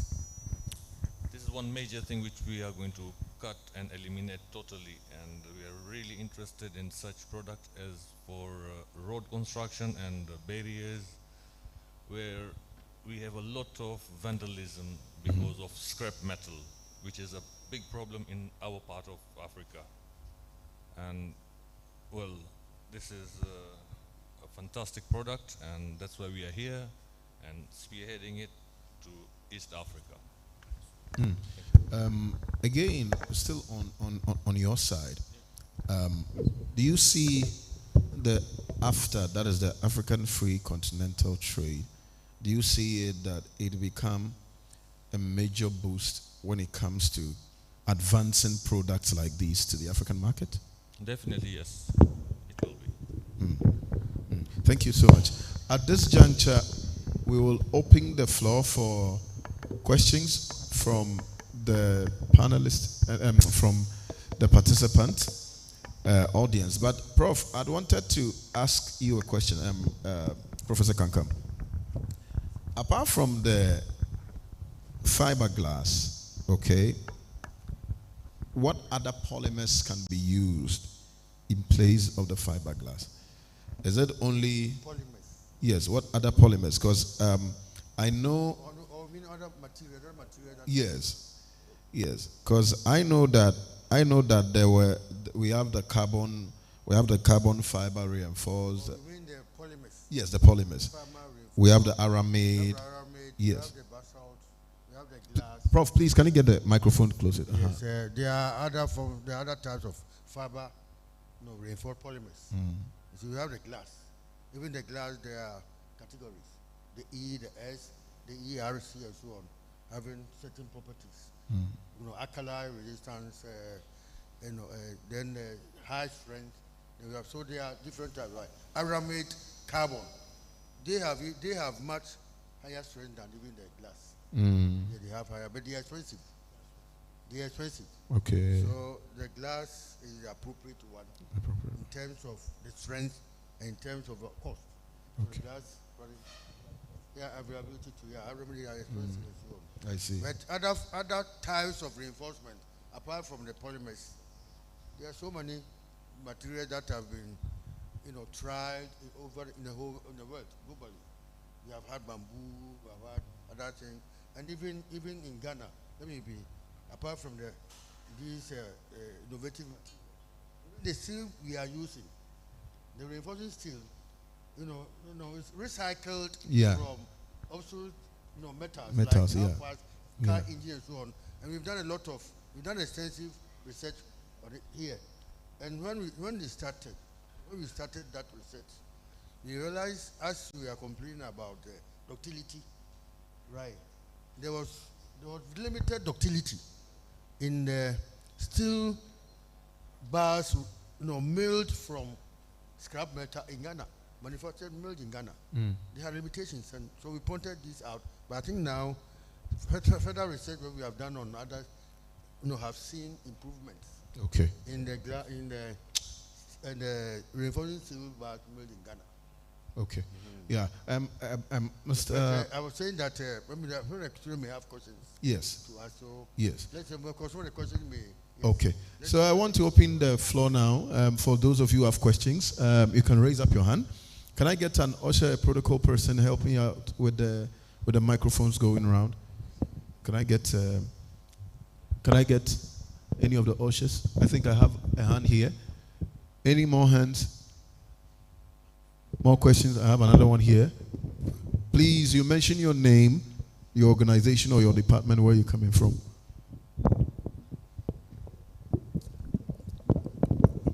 Thank you very much. I am Samuel Kofi Frimpong. Actually, I'm the regional director for Ghana Standards Authority. Here? Yes, Ashanti region. Oh, I see. I will say thank you to Engineer Seth Atipo for being elaborate, saying a lot about the institution. I'm very grateful. I thought that we would applaud him. I know it's a field of engineers. Actually, I'm a chemist, PhD in chemistry. So I'm not too much into this. But when it comes to standardization, yes, that's what Ghana Standards Authority will do, and that's what I do for a living. Ghana Standards Authority, by our mandate, we have, just as engineer said, the metrology, the standardization, and the conformity assessment. So just as Mr. Ivan also brought the samples, the standards have been done. Standard developments are in two folds. Either you wholly adapt the whole code as the experts will then sit and make sure that everything is just okay, just like the country that we are adopting that standard. Or we develop it from the scratch. And with the fiberglass standard, I think we have about 3 of them that we have, I think engineers said we have adopted. So when you check our catalog, you will see the GS, then we have the ACI, that's the American Concrete Institute. Yeah. So it means we have adapted from that standard, the 440 range of standards. We have adapted that. And I must also say that Ivan's product, the Viva, we have certified our product. I thought that you'd give him a round of applause. By law, what we call the LI662, as amended by 664, if you are producing the product or you are manufacturing in Ghana, you have to do what we call product certification. And engineer says something where we visit the factory, we go through good manufacturing processes, we check everything. We have a scheme by which we also check against the standard, the product standard. Because when you are certifying a product, if you don't have a standard, you can't certify a product. You can do quality checks, but you cannot certify it. Because when we are certifying a product, you should make sure that you have the standard where you get the safety and then the quality parameters checked to ensure that the specifications are met. And standards, as we know, they give us only what the minimum requirements. So we should ensure that all the minimum requirements, the safety and the quality are met. And so it has gone through the process. After the what we call the product has been certified, we also have what we call market surveillance. So something like the iron rods, it has been an issue for us. And currently, what I can say, or to bring to us over here, is what we have, what we call trade standard inspectors. Because it's something the industry is pushing. Yes, you go and then you are going to buy maybe 40 mm, and then you are giving 12 mm. Some cheating over there, here and there. So we are also trying to then enforce the standard to ensure that whatever the manufacturers are saying, this 40 mm, when you go to the market, you still get the 40 mm. So we have trained the inspectors, and very soon you will see them in their uniform. They will be on the market checking the rods and making sure that everything is meeting the standard before, so that all of us, at least when we buy from the market, will be safe to use them. Maybe this is just what I Wow, thank you. So your name again? I'm Samuel Kofi Frimpong. Okay, next. Can I make a comment on his yes. Okay, Prof. Especially on the size, the physical property, the size of the bar. As a matter of fact, in the manufacturer, right, if it's supposed to be 14, for example, or 16, and then the manufacturer produce something smaller, the manufacturer should make the public aware of the size. Because if the size, if it's undersized, and I'm designing, I'm designing it for maybe 16 mm. I specify it in my drawings, design and the drawings. Then Trotter goes to the market, it is 14. Which it affects. So it means that safety is being compromised. This is the point. But if the buyer knows that it is 14, then the designer can maybe alter the design a bit, or we can modify from the 16, use as many of the 14 to as if it is 16. So that lack of information is very important. You see, if the size, if it is undersized, but the information is given to the consumer or to the designer, then something can be done about it. But if not, then it can bring a whole collapse of a building, of a structure.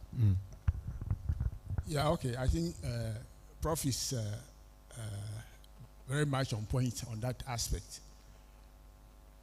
You realize that when I was talking about MSc, which is a metrology standardization and conformity assessment, this market surveillance comes as part of the conformity assessment. The difficulty that I've said I consult for Ghana Standard Authority since 2012, and we've had problems about this market surveillance. You take iron rods everywhere in Ghana is being used because of the concrete structures or concrete component of buildings. And the blame always comes back to GSA that they are not doing enough market surveillance means that monitoring. And you can imagine, even let's say you are in charge of Ashanti region, how many, I mean, there are several point sales. How are you going to be checking everything this? So this idea in 2020 of having the GS 788, if my memory serves me right, is that with the widespread use of the iron rods, let's put the responsibility of making sure that the properties and the dimensions are correct at the source of supply, at the source of production. So then the GS 788 comes in and says that, look, at the source of production and at the source of supply, you must emboss your product at 1 meter centers. At 1 meter centers, should indicate that this product is coming from this company. For example, if it is FIBERGLASS, so the initials of FIBERGLASS should be embossed on the bar, together with the diameter of the bar and the strength of the bar, so that it goes to the market anywhere else. So you reduce the load on GSA in employing so many people, maybe in Ashanti region, or maybe 1,000 people. I mean, that would be a problem. So that is why, that is the genesis, or that is the concept behind bringing in the GS 788. Now, a typical example why structures are collapsing. Well, under the building code and the building regulations, structures beyond 2 stories don't require a structural engineer. It requires somebody with structural engineer, a draftsman with structural education, basic. So up to 2 stories, and the 2-story too is even limited to up to 220 square meters. So an auditorium can be it's only what? A 1 story, for example.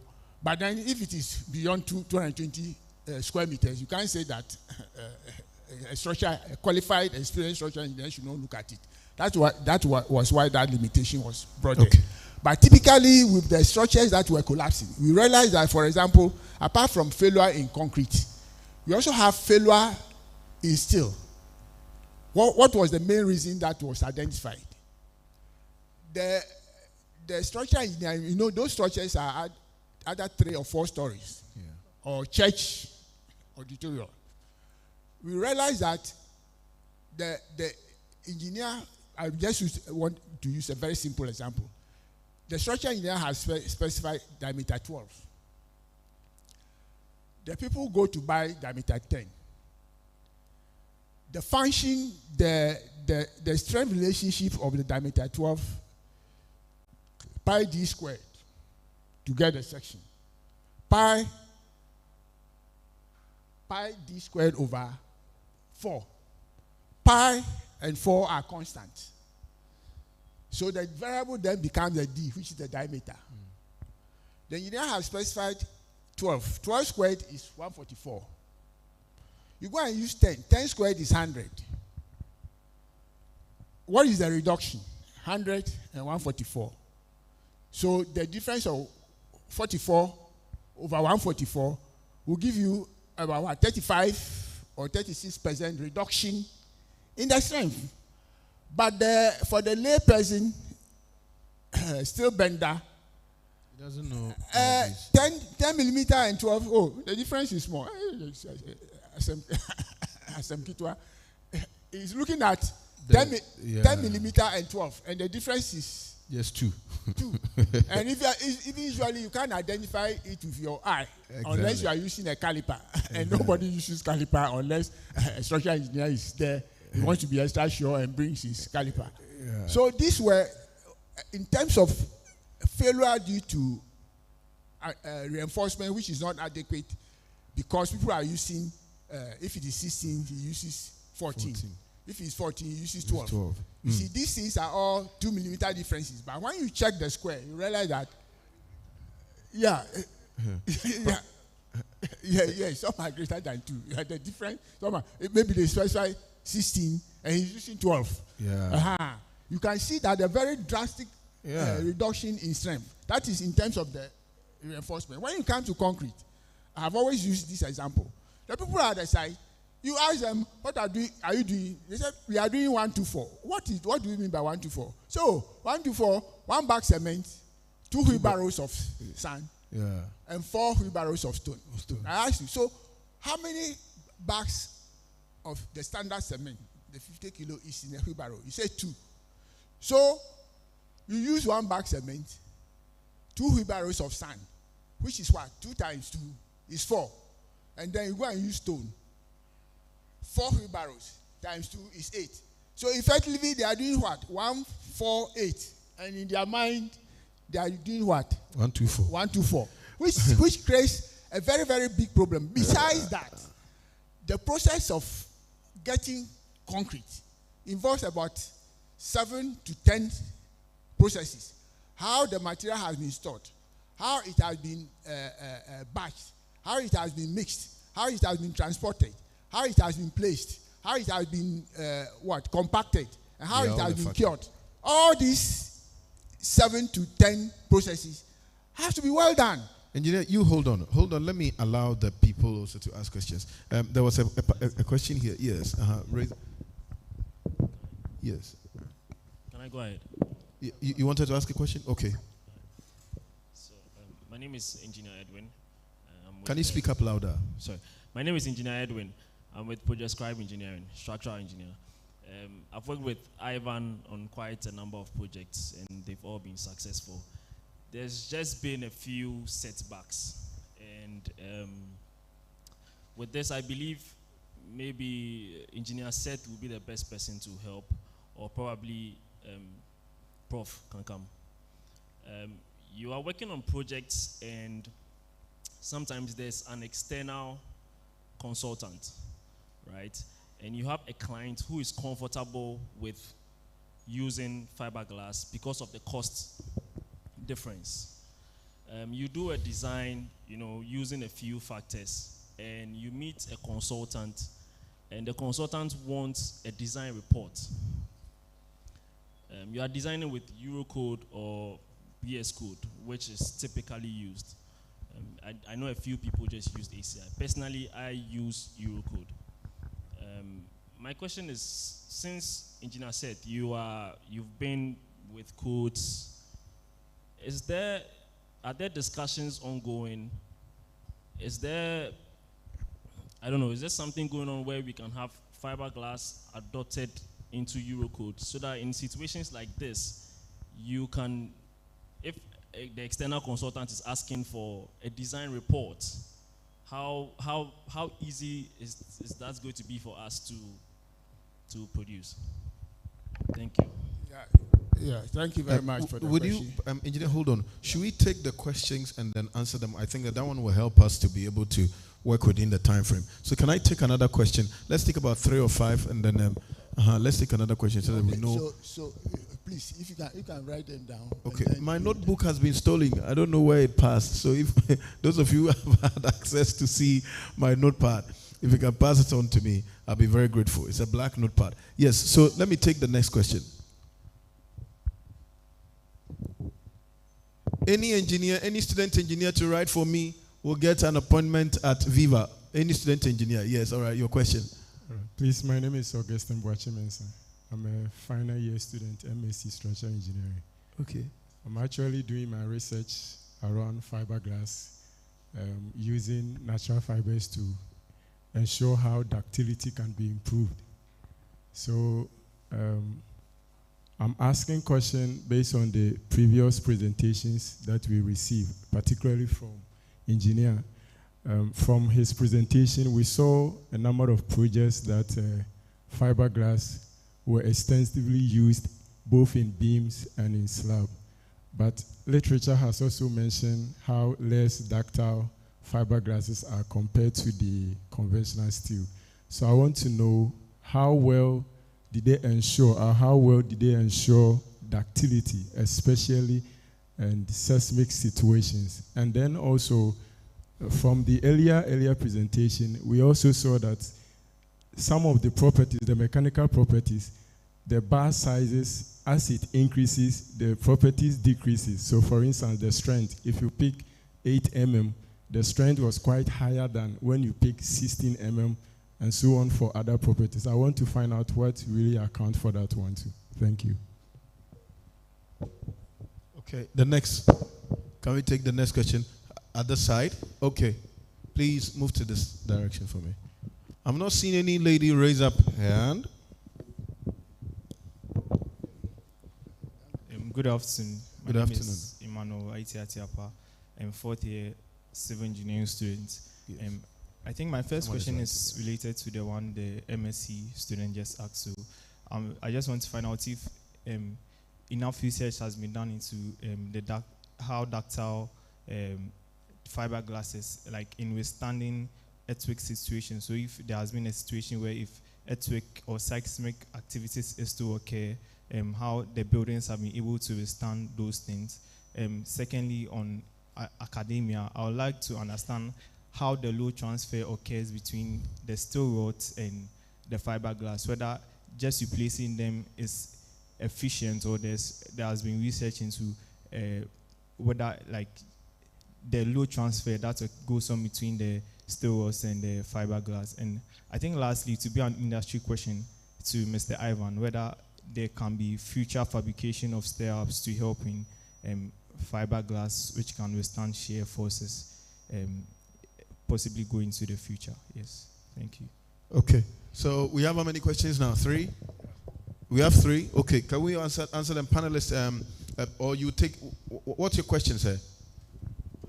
I've not seen any lady raise up a question. My ladies, I know here. Is that? Male. But I think I love more of the women in engineering. Yeah, yes, ask a question. Let me see the one that will be able to best answer. Please, good afternoon. Yes. My name is Wonuseli, and I'm also in the civil engineering department.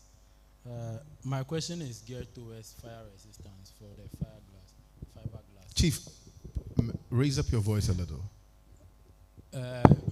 Through the properties that we saw, realize that when fiberglass is subjected to fire, it expands, especially transversely. And the question I want to pose is, how does it affect the building in the long term, especially in terms of, in case there is a disaster, how efficient would that fiberglass be? Because initially it was said that the fiberglass doesn't deteriorate. Okay. So since it doesn't decompose, what about in a situation whereby there is fire? Okay. How does it respond to fire in the long term? Okay, thank you. So, Prof, will you tackle that one? You tackle the first one? Okay. So, Engineer Seth, you tackle. First question again, please. Mr. Please, let's be very brief with the answers. Very brief. Your first question, can you just very shortly?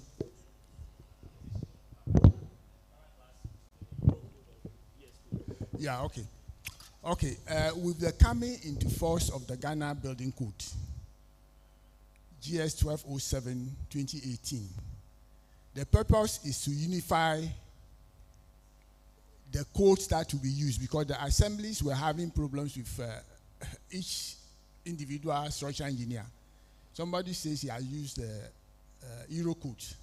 Somebody says he has used the American International Building Code and the rest. So the purpose is to unify the codes. So gradually, some of the clients in their terms of reference to you for the structural design will specify that you should use the GSA code.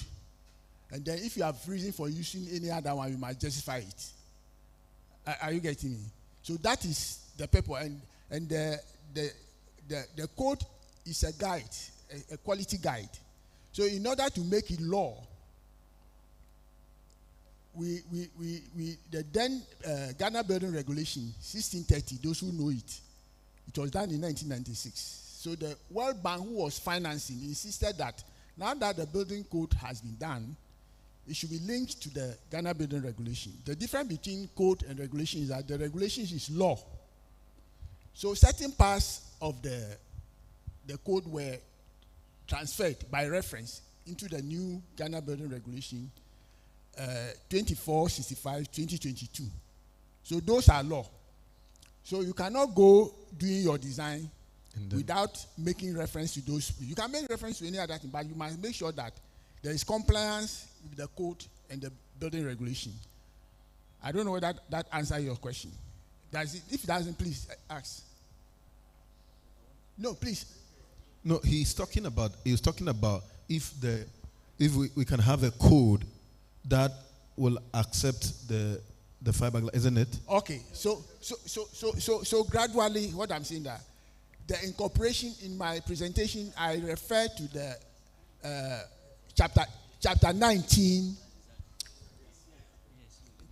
Come here again. Yes, so as of now, Ghana has adopted the ACI 44011. So, but that ACI 44011 is purely fiberglass, GFRP. It doesn't talk about steel. If you are using ACI 318 or Eurocode, they are talking about, they are not talking about hybrid. That's why I'm saying that the GSA then comes in and advises fiberglass that with the limitations with the GFRP and then the limitations with the steel too, why don't you go hybrid? GFRP as per ASI 44011, you use those strengths there, use them for the areas like the tensile, horizontal tensile strength, which are basically the slabs, and then you use the steel for where you need shear and compression. That's how the concept of hybrid has been developed, and therefore I said that Ghana, through Viva, is the technology holder for that hybrid for the whole world. Okay, Prof, will you tackle the about the earthquake, right? Yes, the seismic. Ductility. Okay, we have already said a lot about the lack of ductility in glass fiber. It's completely 100% elastic to the end, and there's a sudden break. So there's no inelastic and the plastic regimes to give you the ductility, right? The glass fiber is very strong, yet the Young's modulus is low. So it means that it is less stiff. Now its rigidity is low. So if you subject to, there will be a lot of deflection. If you have it, let's say, in a beam, structural member, you have it there. But the fact that the Young's modulus is low, so deflection. So when you get into excessive stresses in the glass fiber, there you see excessive deformation, excessive deflections, and these are warnings. These are warnings that you are getting to high stresses, getting to failure. Just like if you have steel and then there is that ductile regime, where impending collapse will attract large deformations, large deflections, and wide cracks. So the warning there will be there. So it depends on the philosophy of design that we adopt, as a country, going forward. Then touching on the earthquake, earthquake, you say we want the members to be very ductile. That's why even steel, the limited steel, the steel that was being produced in Ghana those days was very limited, was not appropriate. So if steel doesn't have that is even more dangerous than the glass fiber. Right? Because the glass fiber, because of its limited rigidity or stiffness, deflections will be seen. Deflections, right? We brought to collapse. But still, let's say let me put it, inefficient steel initially being produced in Ghana with limited ductility, that those collapses from those things will be more dangerous, more fatal than the glass fiber. So coming to earthquake, seismic structures, subject to seismic, forces.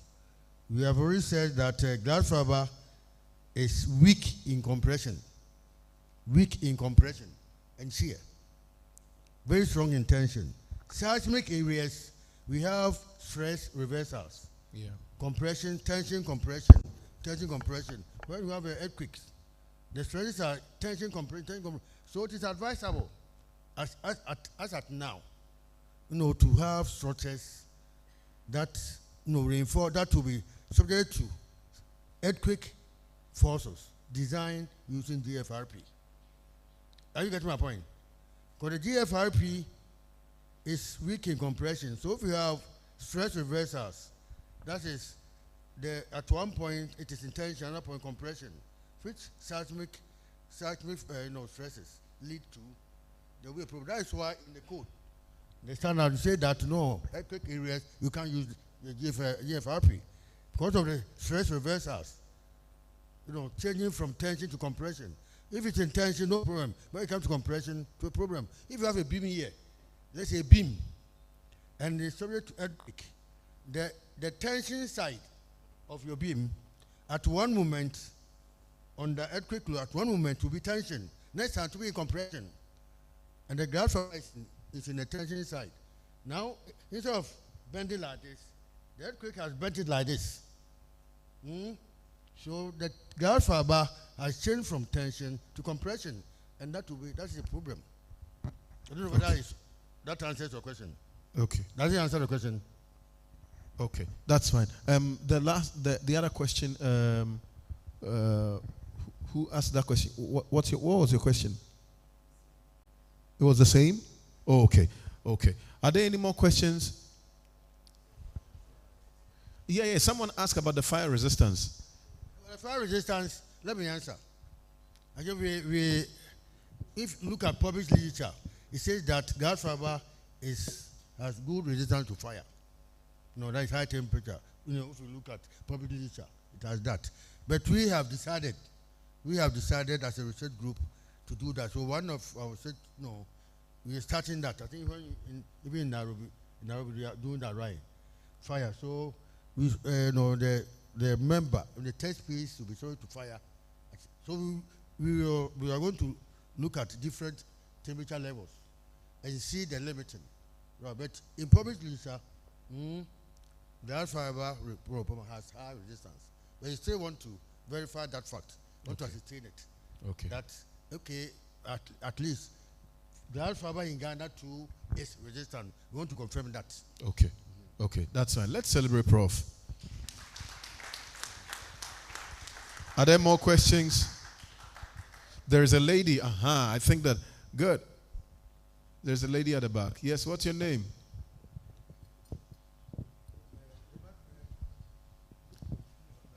Okay.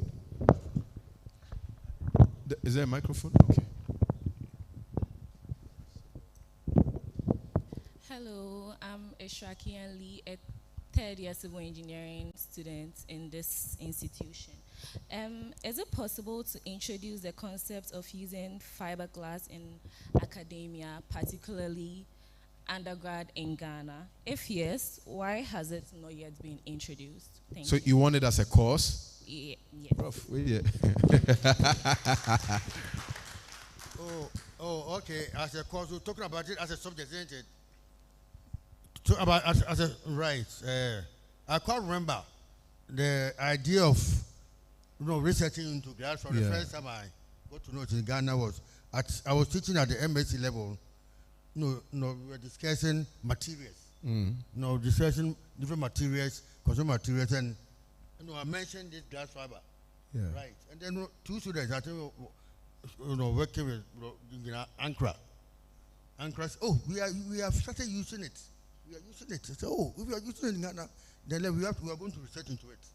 But that is how it came right. Wow. So now that we are getting information from the research, we will bring it into the undergraduates when we are For example, we are third year, so we are doing RCD, right? RCD, so whoever is teaching, I'm not teaching RCD now, but the RCD, we will make it as a, introduce as a material. Okay. So bring it out as reinforcement so that you get to know. We'll go beyond what we are doing today. Okay. So whatever we are doing today, the research, and the more findings we get from our research will be disseminated to you as students, both undergraduate and postgraduate. So I think it's a very good question, because if you do the research and the information is not disseminated, and then we just keep it in the, maybe in our lockers in the office, even if we publish, because as far as I'm concerned, and I think the other team leaders too, all that we do normally publish them. Yeah. Because that is why I got back to Ivan. Dr. Ivan. You see, I thought he was supporting our students. Even behind me, I didn't know the support. We were supplying them with materials. Oh, where do we get the material from? Oh, from Viva, one Dr. Ivan. So when we got the results, I felt compelled, after publishing, to go to him, to let him know about our findings. Wow.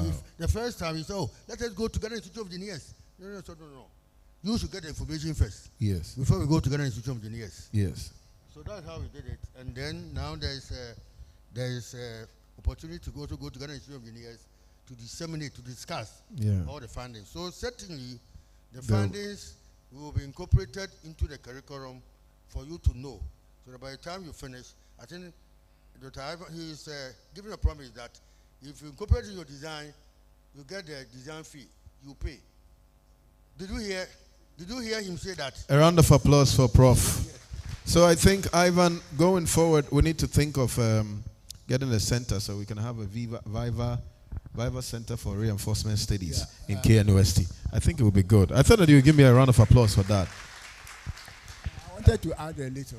Okay, a little, and then we take the final word and we wrap up. Yeah, I think in my presentation I did indicate that when I was here, 76 to 80, when it comes to structures, we start with properties of materials, then strengths of materials. That time we were using a popular book, Timoshenko. The reason being that the next stage that you are going to do will be design. So we start from properties of materials. After that, we come to the strengths of the material that you have understood their properties. Then we go to the theory of structures. From there, we combine the three modules: properties, strength, and then theory of design, then theory of structural design. Then we go to the last stage is the design of structures, especially RCD or structural cell design. So in this case, the proposal that is coming, I'm thinking that the material should be at the properties of materials and strength of material stage.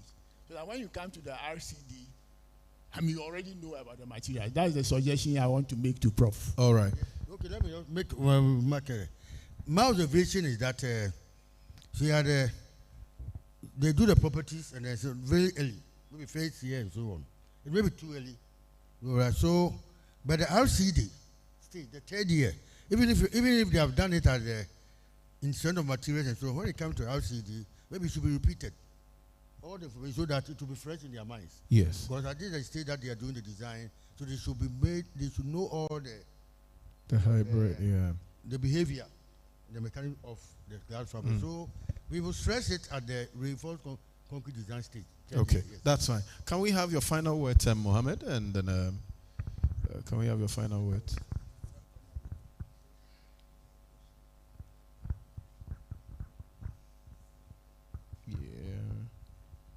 Good evening again. This is a wonderful product, and as I first emphasized that this will be the construction future.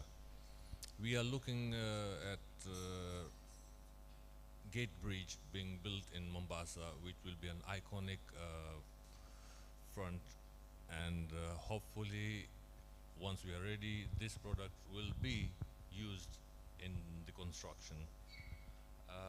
We are really looking forward to this new codes and all what we are doing here at the university. It's wonderful.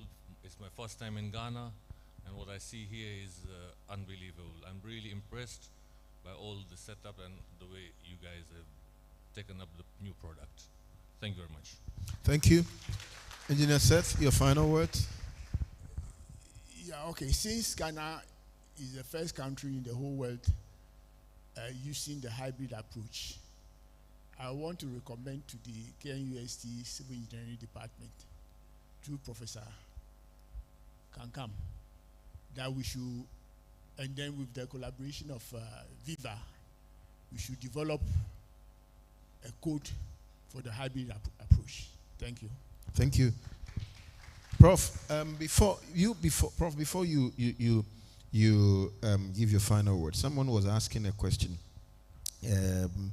in the registration link. It says that what is the future of civil and structural engineering in some decades to come in Ghana? Future of civil and structural engineering. Yes, in Ghana. Yes, in the decades to come in Ghana. The decades to come. Maybe until we all die, and the world comes to an end. Because infrastructure development will always be going on, right?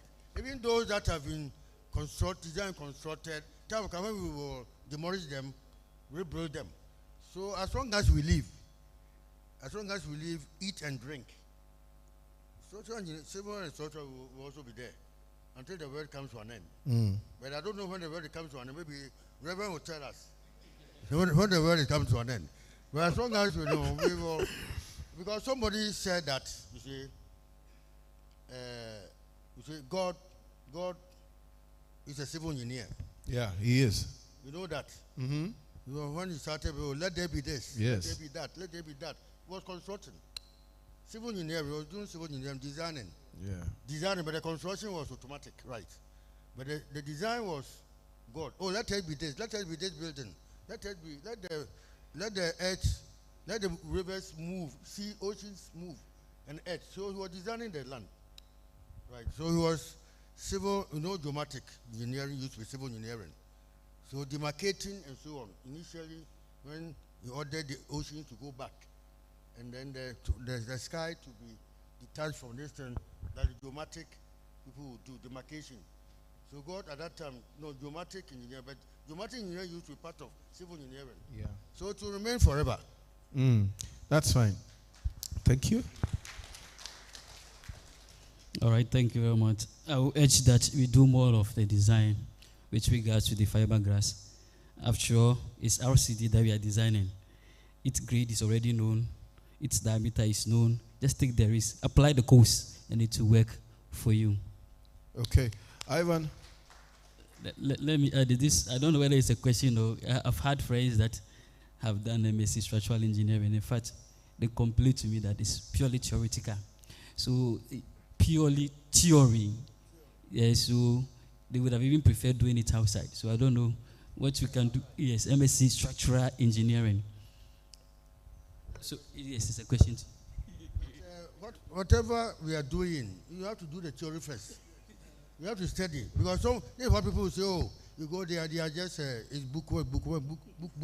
But don't you study before you get the knowledge? Mm-hmm. Right. So wherever the person goes, there will be theory, there will be topics. Do the topics. That's what they afterwards they do the research. So we do the research and so on and so forth. But the theory is important. After your first degree, there's still room for advanced knowledge. Advanced knowledge, right? And so you can't say that, oh, it's theory, I'm going to US, I'm going to Britain, you also go or Ukraine, you go and study the theory. And then there will be the practical work, like research work, or maybe research work can be lab work, can be field work, it can be analytical, and so on. So we can't run away from the theory. Yeah. But I think KNUST is doing very well. I mean, all jokes aside, they are doing very well. Come on, let's celebrate our institution. When it comes to engineering, KNUST is really doing well in Ghana. And so be proud that you are in KNUST. So those of you who want to run away from Ghana and then KNUST needs you. Ivan, your final word. But Ivan, someone asked that, how do you want to break into the market to other African countries? I think that one was in relation to... Yeah. That's a very good question. Well, actually, we are already breaking to other African countries by bringing the example of Ghana as a franchise. Is a franchise where we are selling our example in Ghana, holding at least the percentage for Ghana. That's how we are going, and we are just flying around, and we are just going for it. We don't hope, we don't think, we just do it. And that's the advice that we give to all coming students. After you get your degree, don't think, don't do, don't think, don't brainstorm too long. Just act, action. Thank you. A round of applause for all the panelists. Can you all take your leave? Let's celebrate them even as they take their seats. Thank you, Ivan. Thank you, Professor Charles. Thank you, Engineer Seth. Thank you. The name again? Thank you, Engineer Ernest. Thank you. Let's celebrate all of them even as they take their seat. I would, at this juncture, like Ivan to give the closing remarks and then other details. Okay. All right. Yes, and let's also applause to Rieco International, who helped us arranging all that and has done a lot of technical organizational things, and which is bringing a lot of knowledge of Ghana to international engineering industry. Basically, that's it. We are all tired. Today is Friday, so you go for your Friday evening. All right, thank you, Ivan. So we are grateful for the opportunity. To those of you who are here, RICO International, what we do is that we promote the built and natural environment, engineering, and its related matters. We do conferences, workshops, and seminars. We do customized trainings, and then we also do events. And we have, to everyone listening, we have the Built Professionals Masterclass coming. It's a model courses for the professionals in the industry, engineers, contractors, developers, architects, and surveyors. We have the basic level, we have the advanced, the basic, intermediate, and then the advanced level that we are doing. It is starting in March. So when you hear of the Build Professional Masterclass, the BPM, make sure that you get on. Now we're coming to your campuses through the Co-International Students Network. And what we do, can you post there? What we do is that we'll be doing mentorship, we'll be having internship opportunities, seminars, educational trips, and then access to other RICO sessions. In June, we have our annual Real Estate Engineering and Construction Conference coming up in Accra. Last year, we did it in Kumasi here in KNUST. This year, it's going to Accra. Next year, it might go to a different location over there. So some of the people here can get the opportunity to be part of the conference. And there are conference publications that it will be announced in the coming days, so that if you want to present a paper at the conference, if you want to participate in the conference, the details will be available for you all. KNUST, thank you so much for receiving us, and thank you, my good friend, Dr. Ivan Samponsa. He was one of the first speakers for our first edition of the RICO conference. Can we be upstanding and have the closing prayer? Since we have the Reverend Father here, I think that it would be ideal for him to give us the closing prayer. And then we'll take a group photo. After that, we take a group photo. Please make sure that you become part of the photograph. Make sure you become part of the photograph. Make sure you become part of the photograph.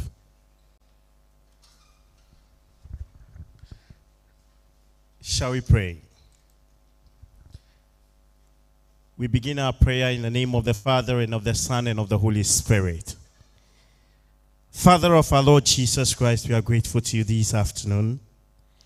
We want to thank you especially for the guidance, the direction you have given us in this seminar, for which we have learned a lot to help us in the industry, in academia, and so we can make the world a habitable place. Father, we bring in the section to an end. We know we are still in your presence, and we ask for your guidance and your protection. As we depart from here, O God, help us to always be aware of your presence. And let your direction and your guidance be with us, even as we continue this business of making the world a habitable place. May your grace be on the organizers, O God, and all those who had spoken, for which we have gained knowledge. Be a blessing to them and their families. We make our prayer through Christ our Lord. Amen. In the name of the Father, and of the Son, and of the Holy Spirit.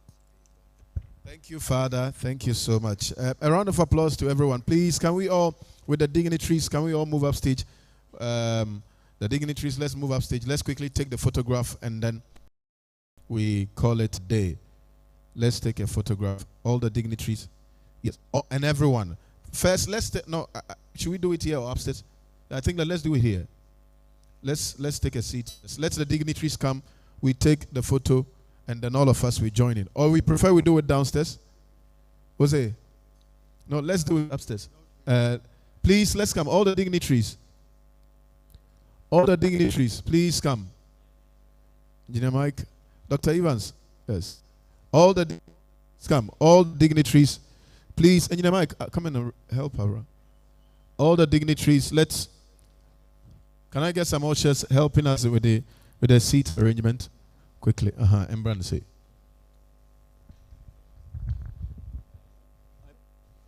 Prof,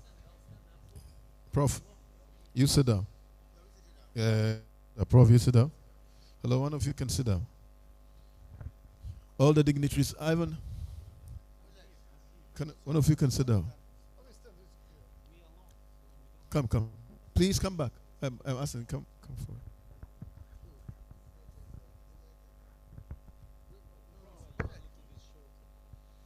Is there anyone who wants to sit on my chair?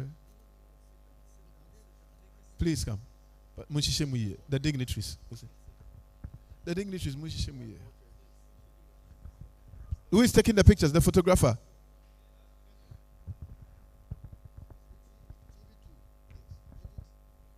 They came.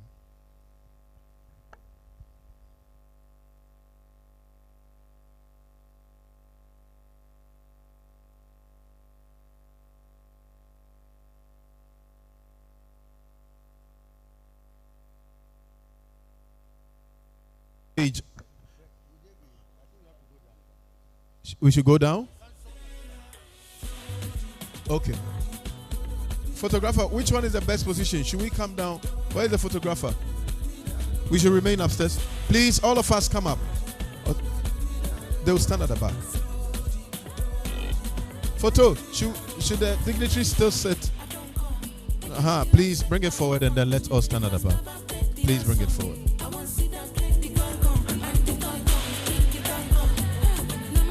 Everyone. I want to see everyone here. Everyone. I want to see your face. Prof, you sit down. Everyone.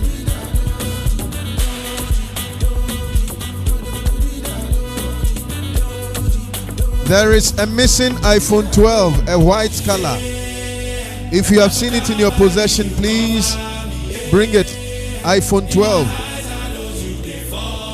It's white, and there is a missing notebook. It's black. A missing that. Is that the phone? Okay.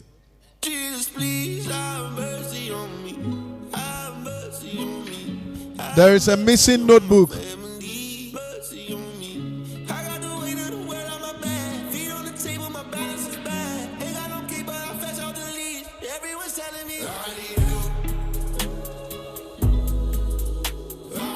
Doc.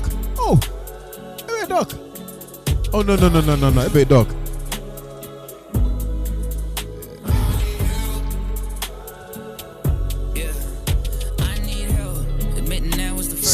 Hello.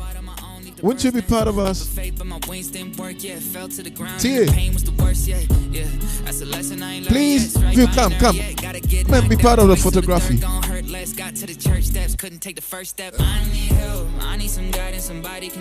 Media man, make sure after that you do it, snippet interview of the panel.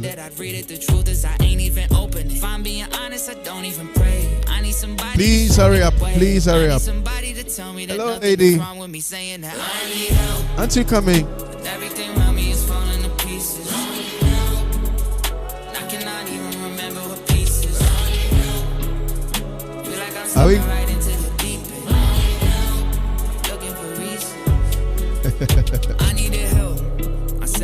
step two. Got me Are we good to go? Cause they keep saying that I could be rescued. ISEL 2025. But the stress grew.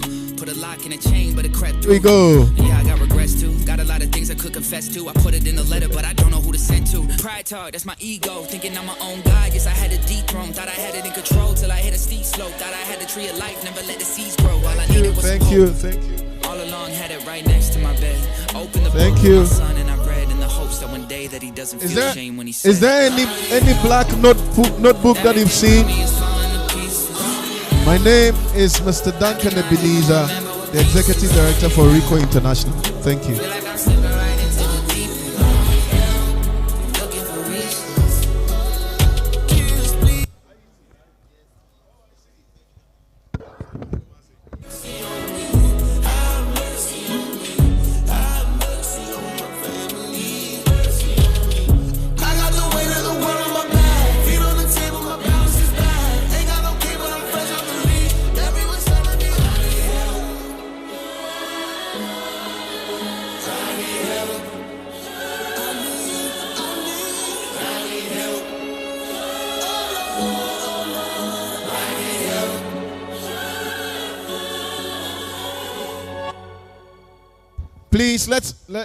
Please allow the media guys to just take short interviews with some of you. Share your experience of the lecture as we keep on improving it for the next one. Please do that.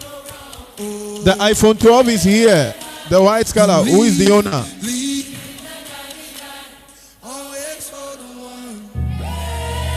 Please share your experiences of the program. Please share your experiences of the program. Panelists, resource personnel, students, some of you should share your experiences, please. Please, some of you should share your experiences.